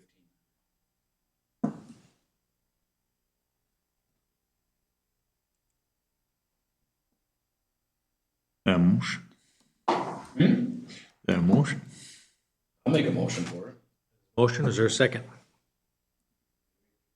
The motion is that Baldwin Cemetery pricing, resident price would be set to $750. Non-resident would be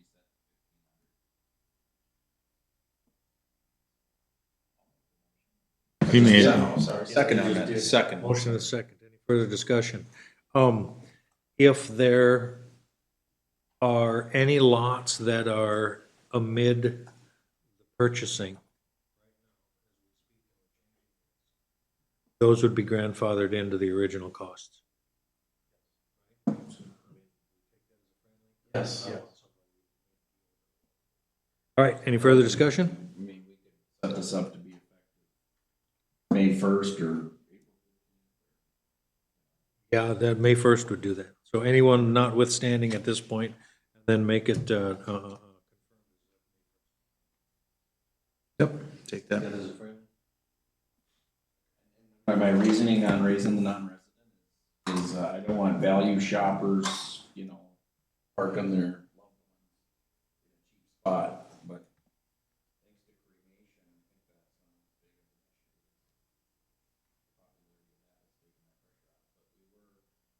concerned certain groups that have practices that don't abide by how That's why we made sure that we had to have a vault.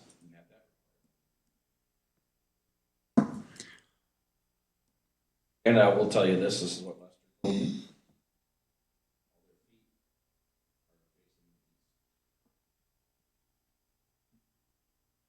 That is interesting. Now you know. Thanks a lot. Any further discussion? I hate to cut it off at that, but any further discussion? Senior discounts or anything, or? Hearing none, I got a question in discussion. What if it's a longtime resident who, born here and, do we have a price for a native non-resident? according to you, $750 by this motion. No, you know what I'm saying? They're not currently a resident. They're, they moved, they're in Arizona. They retired and they went to Arizona, but the family decided to bring them back because they were Baldwin residents for 90% of their life or 75% of their life. Technically not a resident. Maybe they should purchase it before they move. I'm just saying. I'm just saying that challenge can come up. I've had this much cemetery discussion. I usually say it's always quiet, but hey. So what are you promoting with that scenario then? You want to table this and look into it before that, or do you want to move forward? I think they have to make an appeal. They would have the ability to do that either way. All right, a motion and a second. Any further discussion? Hearing none, all those in favor signify by saying aye. Aye. Opposed, the same sign. Motion carries. Okay, policy.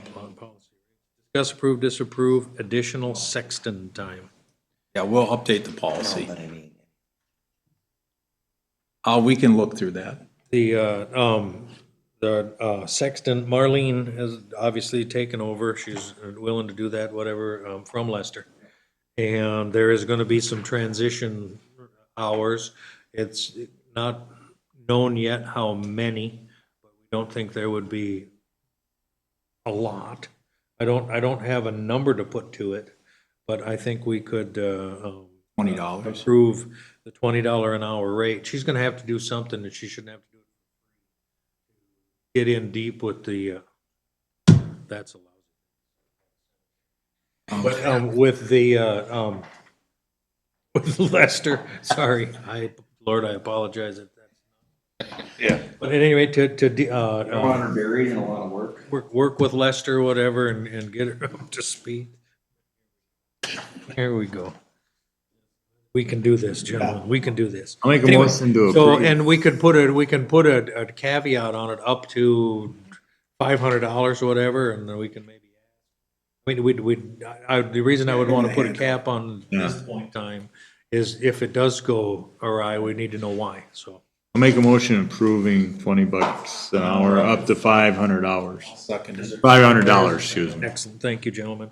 Any further discussion?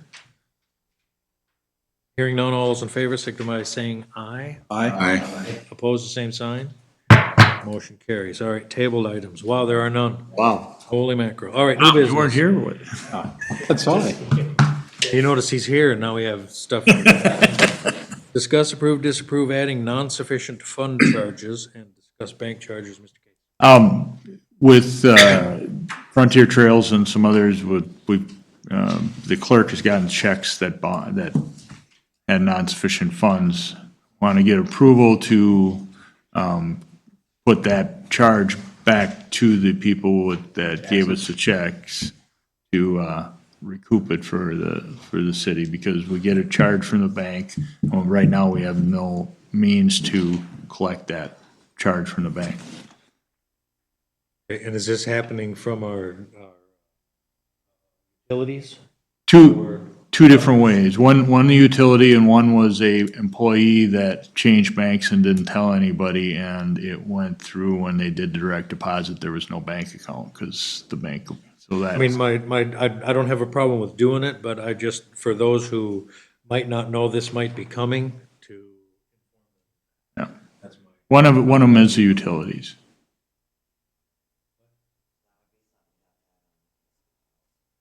Exactly.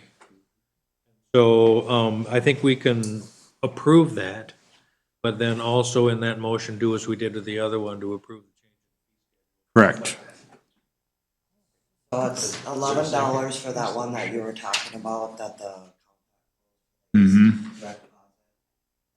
F checks are $24.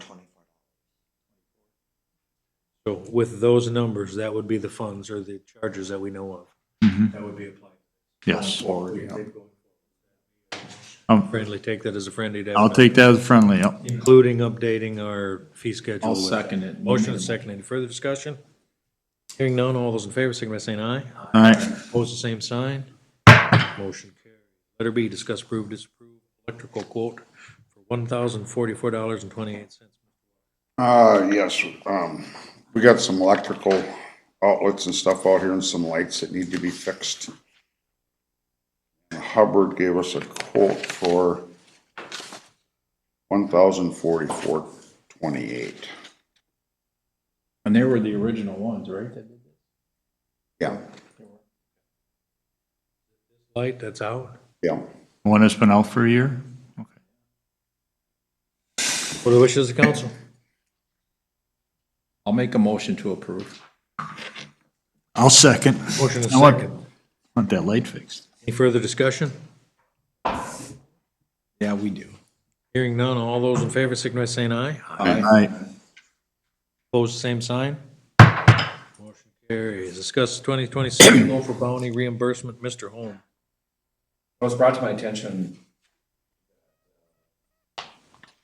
cities are no longer included in the reimbursement program. The county, and that's supported by statute. Just letting us know you're not gonna get any back funding for it. We wanna continue with the bounty program, if so, and opportunity to think about how it is important to have a bounty and have gopher trapping takes place, because they do and then we have increased it once, Joe loves getting those feet.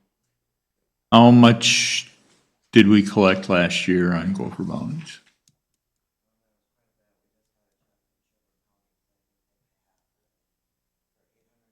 $4. It's just, that's half. So if we took it on our own, we could be spending approximately 1,500 to 2,000 at the current rate per year on gopher bounties. It's not as if the county doesn't have county protection from these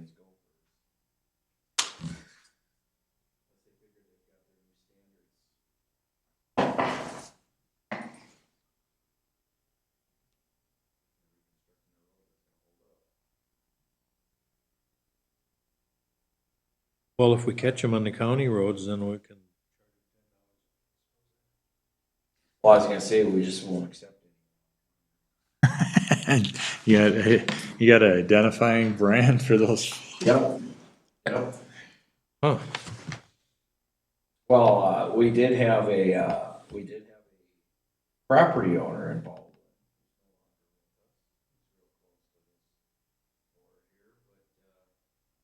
He would, trap gophers at his homestead in Blue Hill Township, and just when he got to the, level of getting a 1099 from Blue Hill Township, all of a sudden he started bringing in Baldwin, running that bill up and said that, well, that's off of,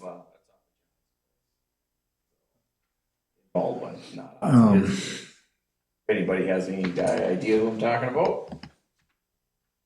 So Al, you got an idea? I guess I'm, From Blue Hill? Right Yeah, now, it's someone from Blue Hill, $2. but would trap him over at his dad's place.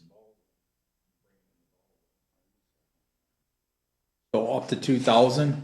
yeah, I'm in favor of keeping up the bounty.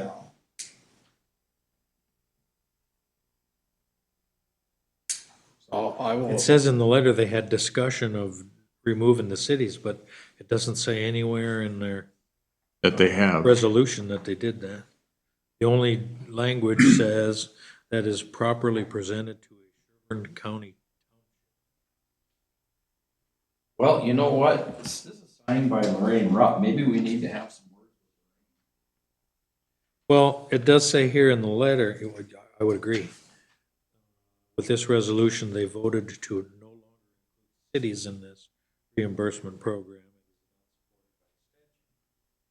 So, okay, if they're gonna do that, but you would think they would have more language in the actual resolution rather than.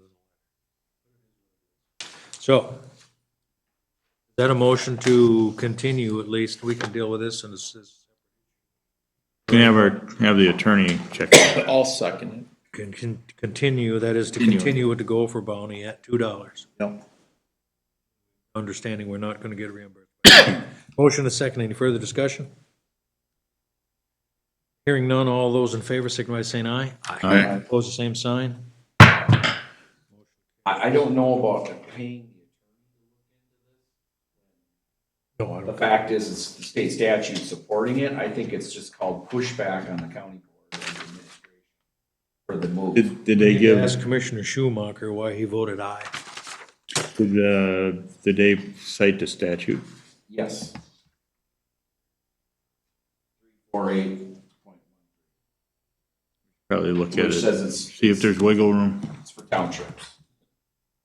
For the reimbursement. Reimbursement to townships. And hey, you're not a township, so we ain't reimbursing. But it doesn't bar them from reimbursing. Maybe we can have our state rep, bring it to the floor to. There we go. All right. Yeah. They are a The problem. League of Minnesota Cities might be in favor of that. Everybody has Gopher issues. Oh, boy. Okay, letter D, discuss approved, are we good with the Gopher bounty? Okay. Well, is there anything about what our next step with this part of it? We can question Mr. Schumacher on what that All brought. right, well, let's just leave it at that. We're gonna put it out to Mr. Schumacher. Absolutely, and ask him how this transpired, and we'll take it from there. Good with that? Letter D, discuss, approve, disapprove referendum open house. The last time the school board did a referendum, we tried to work out using the city hall. It ultimately did work out to use the back area there. Mr. Devine had sent me a text. I would like to read it to you guys. Talking about. So now, obviously, everybody understands that May 12th is going to be another election, a referendum election. A little over $51 million is what they're asking for. I believe also part of that is $750,000 per year moving forward. And my discussions with Pat Devine, superintendent, was that we need to get the word out. You know what I mean? That last time that we tried, as we may, and 3 days prior to the election, whatever. So what I guess I'm asking, confirming that their team is available April 14th, which is a Tuesday. On a referendum open house and presentation from 7 to 9 p.m. Start at 7 p.m. with an open house with district personnel, a consultant team, architect, engineers, finance advisors, and then have a presentation at 8 p.m. with questioning time until 9. And like they did last time, they will, literally handle it all. The chairs, the PA, they'll have their people set up and that kind of thing. As far as I'm concerned, they owe it to us. We owe it to Baldwin residents. Again, what's going to happen is Glendorado people are going to have to come to Baldwin to vote. So what I would like to do is, along with this, they're going to advertise it as well. You know what I mean? But what I'd like to do is put it on our website that it would be here, put it on our Facebook page that this open house would be here, then also do our text, MyGov. Use that to send out, because the last time we did that, I asked the people how they actually heard about that, because that came fairly short notice. Texting was the key. saw and what most people. The Blue Hill and Glen Dorado would be voting here? Blue Hill will be voting here, Glen Dorado will be voting Okay, and- here. And I'd had a discussion with him saying. Santiago? that, Santiago, yeah. saying that it's unfortunate that they're doing it that way again, because literally we had some complaints from our election judges and things like that. I'm going to say complaints, but concerns from our election judges of getting chewed out by the people from Glen Dorado that they had to come here to vote. It's interesting and it's sad. They can't have people around polling places, nor can we, but other than to tell them that we didn't choose this. Help as best we can. Could we, town boards of those respective municipalities quickly know that this is all happening here so they can get? This would be part of that discussion as well. I mean, their advertising as well is to get a hold of them and let them know that that is happening here. Okay. And If we can, because we have Blue Hill, we have firefighters that live in Blue Hill, let them know to pass the word and do these kind of things. so, Mr. Mayor, if you remember, you brought up a good point. So, remember we had the SCAP meetings? Yes. So I think they're typically, if I recall, because we were a city now, so we don't attend those, but I think in April, they have them. So we can, Joan, maybe reach out, see when her next SCAP meeting is. I'm sure it's after the Easter holiday. That time frame, the second week, that they can maybe just bring that up. Yeah, that'd be a good idea. What's the gal's name?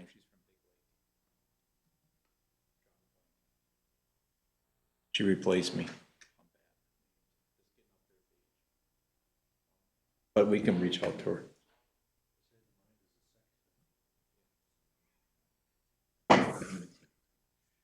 Yeah, just reach out to them when they have their next SCAP meeting, to So- let them know the election, school board referendum is here.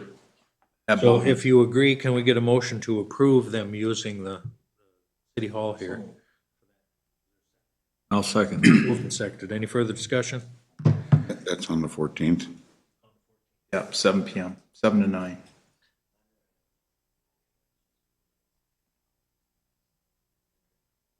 Well, but I know that Glen Dorado still needs, I do believe, to be alerted to the fact. I think this is going to be one, if not the only, open house. He had talked about trying to do something. Everybody in the school district needs to be alerted. This place is available for them to come talk and ask questions. All I'm asking is that we use all of our resources, Text.gov and those types of things, alert as many people as we can. Okay, there's a motion and a second. Further discussion? Hearing none, all those in favor, signify by saying aye. Aye. Opposed, same sign. Motion carries. All right, and then, yes, It's Annie. That's who it is. Farber. Farber, excuse me. Right here, Joan. Yep. Okay, and then letter E here, this was brought to me actually today from Pat Devine, the school superintendent. They are putting together a high school community cleanup day that is going to happen on May 22nd. Fortunately, I think that is after our cleanup day. Yep. But it May is 2nd something is. that- yep, something that they're doing. And so what he's suggesting, he will have crews of kids. This will be the 9th through 12th grade, the high school students, whatever. They will provide the transportation. They can do things like painting and mulching and trimming shrubs and trees and trails and raking, et cetera. If we have park cleanup to do and trail cleanup and things like that, do that. He wants to know. I have Mr. Devine's email address right here, if we need to contact him to know. I would say that with the parks and things like that, if something that from where he had come from, whatever, was very well received, I should say. Yes, thank you. was very well received, and it gives the kids an opportunity to say, hey, we did this. What day was that? May 22nd? Hold on, it's a Friday. And basically, if we need a lot of kids to come, and it's going to be like shoveling or whatever, they will instruct their kids through the permission slips and these kind of things, bring rakes and shovels.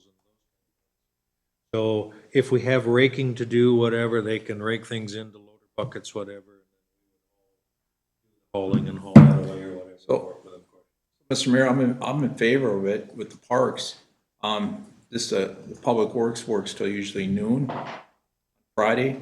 So if we need to maybe just extend it, maybe in some of their time, and then we probably should have these kids, typically what we do for cleanup day for the Hockey and Football Association, sign a volunteer, I talked to them about liabilities on that, and they're gonna handle all of it. They are, okay. Probably get them to clean up some underutilized sites. Yeah. But definitely interested. You wanna? And it's Talk to Zach. It's on a Friday. put in our, this is, First sticking around I can me. give this to you. Yeah, and then to utilize them. Okay. The whole thing on the top is the cleanup day. May 22nd. That's all I wanted to do is bring that to people's attention.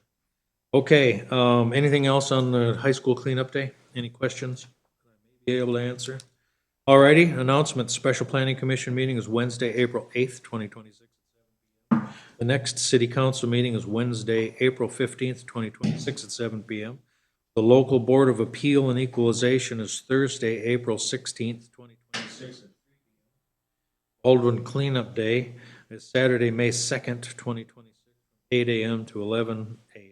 Mayor? Yes. On that one, I just want to let you know, I've already been in contact with the Football and the Hockey Association, so they're gonna get their forms in. And then is that everybody gonna be there from the city council? Okay. Thank you. You bet. Okay, letter E, your last one, Independent School District 477, special election is Tuesday, May 12th, 2026, 7 p.m. to 8 p.m. And again, like I say, stay tuned. We want to make sure that we have this building opened up. Fun to put dwarf what we had for the incorporation. Then have Corey and Ruby write a letter and send it out to people. Could send it out. No. They're really good at that. Yes, they are. Okay, voting for Baldwin, San Diego Townships and Blue Hill Townships will be held at the Baldwin City Hall. Okay, is there any other business? I do have one, sorry. It's a request that came up from Rhodes. Roger Anderson would like to clear some brush along the road right away of 313th Avenue from 169 to the west, about 500 feet. So he's willing to do this, or do we want our public works to do it? It was just Joan brought to So my he attention. wants to clean this up right here. 313. 313. Oh, 313th. So he, I Way up assume there. he owned the lots that are being sold, like for Believe so. the Andes Electric, and they're already over there doing work, equipment over there. So I say, go ahead on their dime. Yeah, I would agree. I'll make a motion to approve allowing them to, At no cost to us. at no cost. Is there a second? I'll second that. Motion and second. Thank you. Yep. Any further discussion? And I'm assuming that the contractor there has insurance. I'm confident that it will. Any further discussion? We almost had it. Hearing none, all those in favor signify by saying aye. Aye. Opposed, the same sign. Motion carries. All right, any other business? Yes. So, came to my attention that the video we have of the red truck doing the burnouts in the parking lot, that it was recommended to the sheriff's department to take no action other than to give them a stern warning. Correct? Yes, that was my. Okay, that truck in particular has been reported multiple times in the neighborhood doing this crap. really think that. he Well, should be that, cited. well, I know, but that portion I didn't know, was this the park? I didn't know the rest of the story. It's likely the one that took the stop sign out. Oh, So, and from Sergeant Wilson's recommendation, now that we have, as of April 7th, we will have our ordinances set up. Be a decision after that about how they would want to proceed. Because they know who the person is, they know the vehicle, who that is. Once our ordinances are quote in place, that'll determine a direction to go. Which ordinance are you? So now I'm questioning here now if this is even the same thing. I think it is. It is. It is the same thing because. Yeah, there was was two of them, yes. About two That's what he trucks. said. They had one that he knows about, the other one was less of a thing. But the way I understood what he said is that once the April 7th day comes around, they're gonna check and see if, the problem I think is the way it seemed like is that the ordinances as they were at the time, hard to enforce that thing. But after April 7th, the county attorney, and they'll take a look at it. That's what I was under the impression. Which ordinance are we? The ordinances with the county for nuisance dogs, for all the things we've been battling here now. This is stretched with tentacles farther into the This ordinances. relates to motor vehicle activity. Mayor, it may be the actual prosecution agreement that's Oh, part of that. Prosecution agreement. Okay, there you're getting to the crux. Okay, because I'm telling you, this is the guy who did it at your intersection. That regular cab truck you called me about, that's him. Oh. He's the one that smashed the guardrail, not in the corner, but down the way, and broke some timbers, took the stop sign out. I didn't know all that. So, we've been looking for him. The sheriff's department has been looking. I've been watching for him. He's got white clearance marker lights on, and he's got a step, the bumper, the rear bumper, and either he's missing the black plastic on the top on the right side, or he's got a brand new piece of black plastic up there, because he lost that when he hit the guardrail. That's been reported and documented, and the sheriff's department's been watching. So he is, yeah, and in fact, the night that you called and all that, they had it, because I think one of the problems is I don't think he lives in Sherburne County. So they were trying to work with Isani, well, after your incident. Now here we got him on video, and I'm like, there you go. Let's take care of it, nip it in the bud. He goes to every intersection around at 2, 3, even as late as like 5 in the morning on the weekend. Warm months, when you get your windows cracked, if you do, you hear it. And it's kind of like, to me, I look at it as like the broken window theory.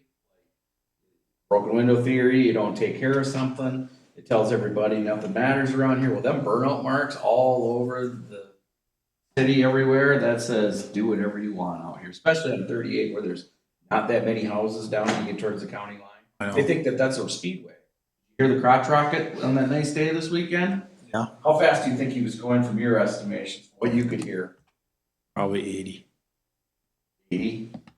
No, he was, No, probably, if you can hear the crotch rocket, they're doing 3 digits. Well, I had one go by mine now. I know he was going well over 100. And your road's pretty dang rough. I think we gotta send them to Swanson Road. Oh, no. There was, all of that for sure. Did you hear him? I lived out there. Yeah, but did you hear him this weekend, that I kid? bet he was doing 140. He went 2 times at one time, and it was late too, about deer 30 too. It was around deer feeding time. I think you were crazy, kid. Before we redid Roller Coaster Road, there was kids that would come with those crotch rockets from the south. Of course, they'd hit my place, and they'd come at literally 140 miles. And they would leave the ground at I have 340 feet. They would be in the air when they got to my lot. The other end of it. It's like, well, no, it was. Wow, imagine if I was pulling out with a motorhome or a horse trailer or something like that, whatever. That would have been ugly. Have a hood ornament. It was fun going the opposite direction. Many lives would be changed in that instant. Huh? Going the other direction, going south in a car, you would pull negative G's coming over the top of one of those hills. When that accident happened and the school bus was almost hit by it, my son was on the school bus. He said, Dad, we watched the bottom of that car roll past the side of the windows on the school bus, piled into the telephone. So, yeah. So I'm in total agreement with catching the red truck. So, is there any other business, gentlemen? No. That will conclude the business of this evening, other than a motion to approve the bills for payment.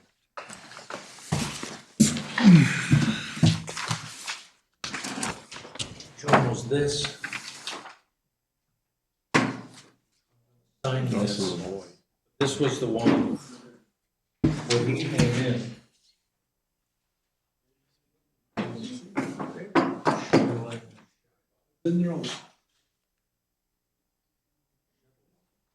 Okay, so this is different. This one's written stuff.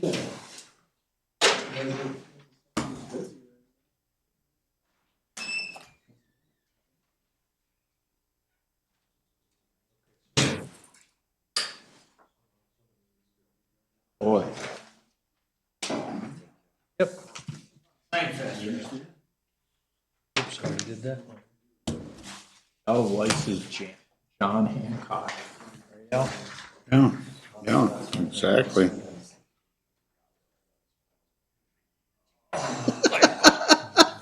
I hate when that happens. Then you just keep talking to try and get out of it, you know. It'll come back to me, you know, I'm going somewhere. You need to come over here. What's that? He needs to come over here. Joan wouldn't let me sit next to her since I have a cold, so. She wants to go on vacation, so. Oh. Well, we're farther apart. What was it? Be careful, you might get cut down to one meeting a month sitting there. Yeah, exactly. First report.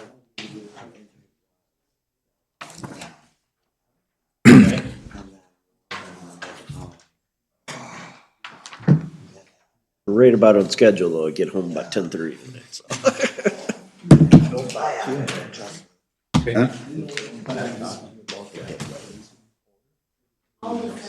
Yeah, yeah. Yes, I didn't finish that statement. No, for the funeral home, and I didn't, in Yeah. a lot of churches, with the bodies on display. Oh, wow. So. Yeah. Never paid attention. Have you guys met Sharon? I don't know. Sharon goes, she goes to my church. We won't hold that against. And she's also an election judge. We appreciate you. Yes, thank you. Camera at the town park? We have trail cams. We do. That's how we got them on camera. Yeah. Video. I'm gonna look for him, because I think I'm doing circles in my cul-de-sac too. Yes, she's by Long Pond. That's where you're at down. Yes. Down there. The other thing I was wondering is, why does Sherburne County patrol that area if they're not? Well, we do have them sit there when they do their reports, but we only have two cars, right, Jay? Two? They're always. Part of it for prosecution. Yeah, so they can write tickets. Which we thought we had all figured out years ago. Okay. Have a good one. See you this weekend. There's 3 masses. 8, 9, 9:30, and 11 this Sunday. Case I wanna. It's one of the popular days. Yes. Yeah. Well, sure. That's how I had to do a double take over there. I didn't recognize it. I was gonna play ZZ Top for you. You know? Sharp dress, man.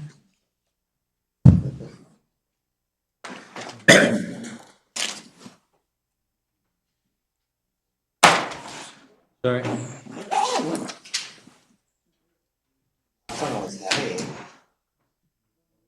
Must've been rupees. Oh, you what? Why are we doing that on him? I hope they get theirs. Oh, you don't get yours? I haven't got the last one, no. Excellent, well, you can wait till June. Exactly. Sounds like it, that might be the real reason. I thought we were gonna discuss that.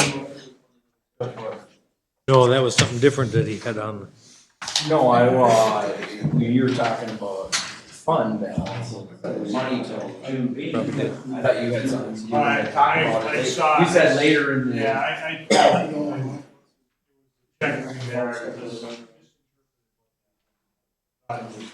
Well, I thought you wanted to discuss it in general.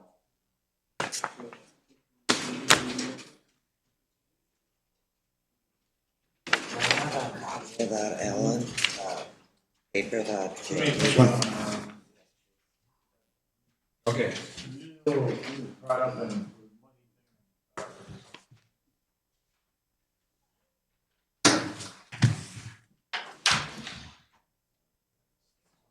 Mm-hmm. Yeah, I just wanted to reiterate that all that money comes out of one checking account. So we have to watch that fund balance. We have it all divvied up, but it's still all. Rest her hand on vacation. What's that? Checks are all done? I was complaining about him throwing Unless you got some checks more at her over and her wrist hurting. I said she can rest it on vacation. Yes, you may. Boyd? Got put in the copier at the right time. What's that? Some got put in the copier at the wrong. Oh, gotcha. There's something at your foot down there, Joan. I know. They just throwing them at her. That one there, that's 242,000. That one's a car. I hold on to that. Office Depot. Oh, that was an IOU. Coming down. How'd you guys see the Vikings? Bad week for the Vikes. Yeah. Why would I? Last weekend, Joey Browner, Jeff, Simon, both passed, legends. Browner was only 65. I watched. How old are you, Al? YouTube the other day, a Vikings game in the Met Center from 1977. This was not Van Brocklin, but Bud Grant, Jim Marshall, Carl Eller, all these kind of things, whatever, and they are busting butt playing football. They're doing the same stupid stuff they do today. Dumb penalties, shooting. But themselves back in then, the they didn't foot. get, back then. So they didn't get away with stuff. I went to Met Stadium for the NFC Championship game in 1977, I think it was, against LA Rams when they went to. They won and tore down the goal post. I was 12 years old. It was a pretty cool moment. So I went to the playoff game that we lost to Seattle at TCF. Oh, and it It was. was super cold. Super cold, because our And kicker couldn't kick a 26 Wide left. yard. Bud Grant did the coin toss. Yep. And he came out there in a T-shirt. polo shirt. Yeah, short sleeves. Short sleeve polo shirt. Dude, this is a thing for. That was back That's for in the the day, cleanup right? day. All right, Yeah, the 22nd, correct? need a motion to He should be on approve the state flag. bills for payment. Check number 293.93 to 294.20 for $43,602.55. Boyd check number 294.06 and 4 EFT payments for $5,487.59 for a total of $49,090.14. So moved. I'll second. Motion and second. Any further discussion? Hearing none, all those in favor, signify by saying aye. Aye. Opposed, the same sign. Motion carried. Mr. Rush just beat you. He He just beat you. So Mr. Rush. Holmes seconded. Laying in the weeds. Any further discussion? God. Hearing none, all those in favor, signify by saying aye. Aye. Opposed, the same sign. Motion carries. We are adjourned at 9:14. So do you need all this stuff then? No, that's the contact information for him. So, Oh, for Zach? yeah, so if Okay. you can just let Zach know we're interested, if he's on the trails Mr. Cooper. for the park. No, let's Okay. have them clean up the drainage ditching system out there in the young park.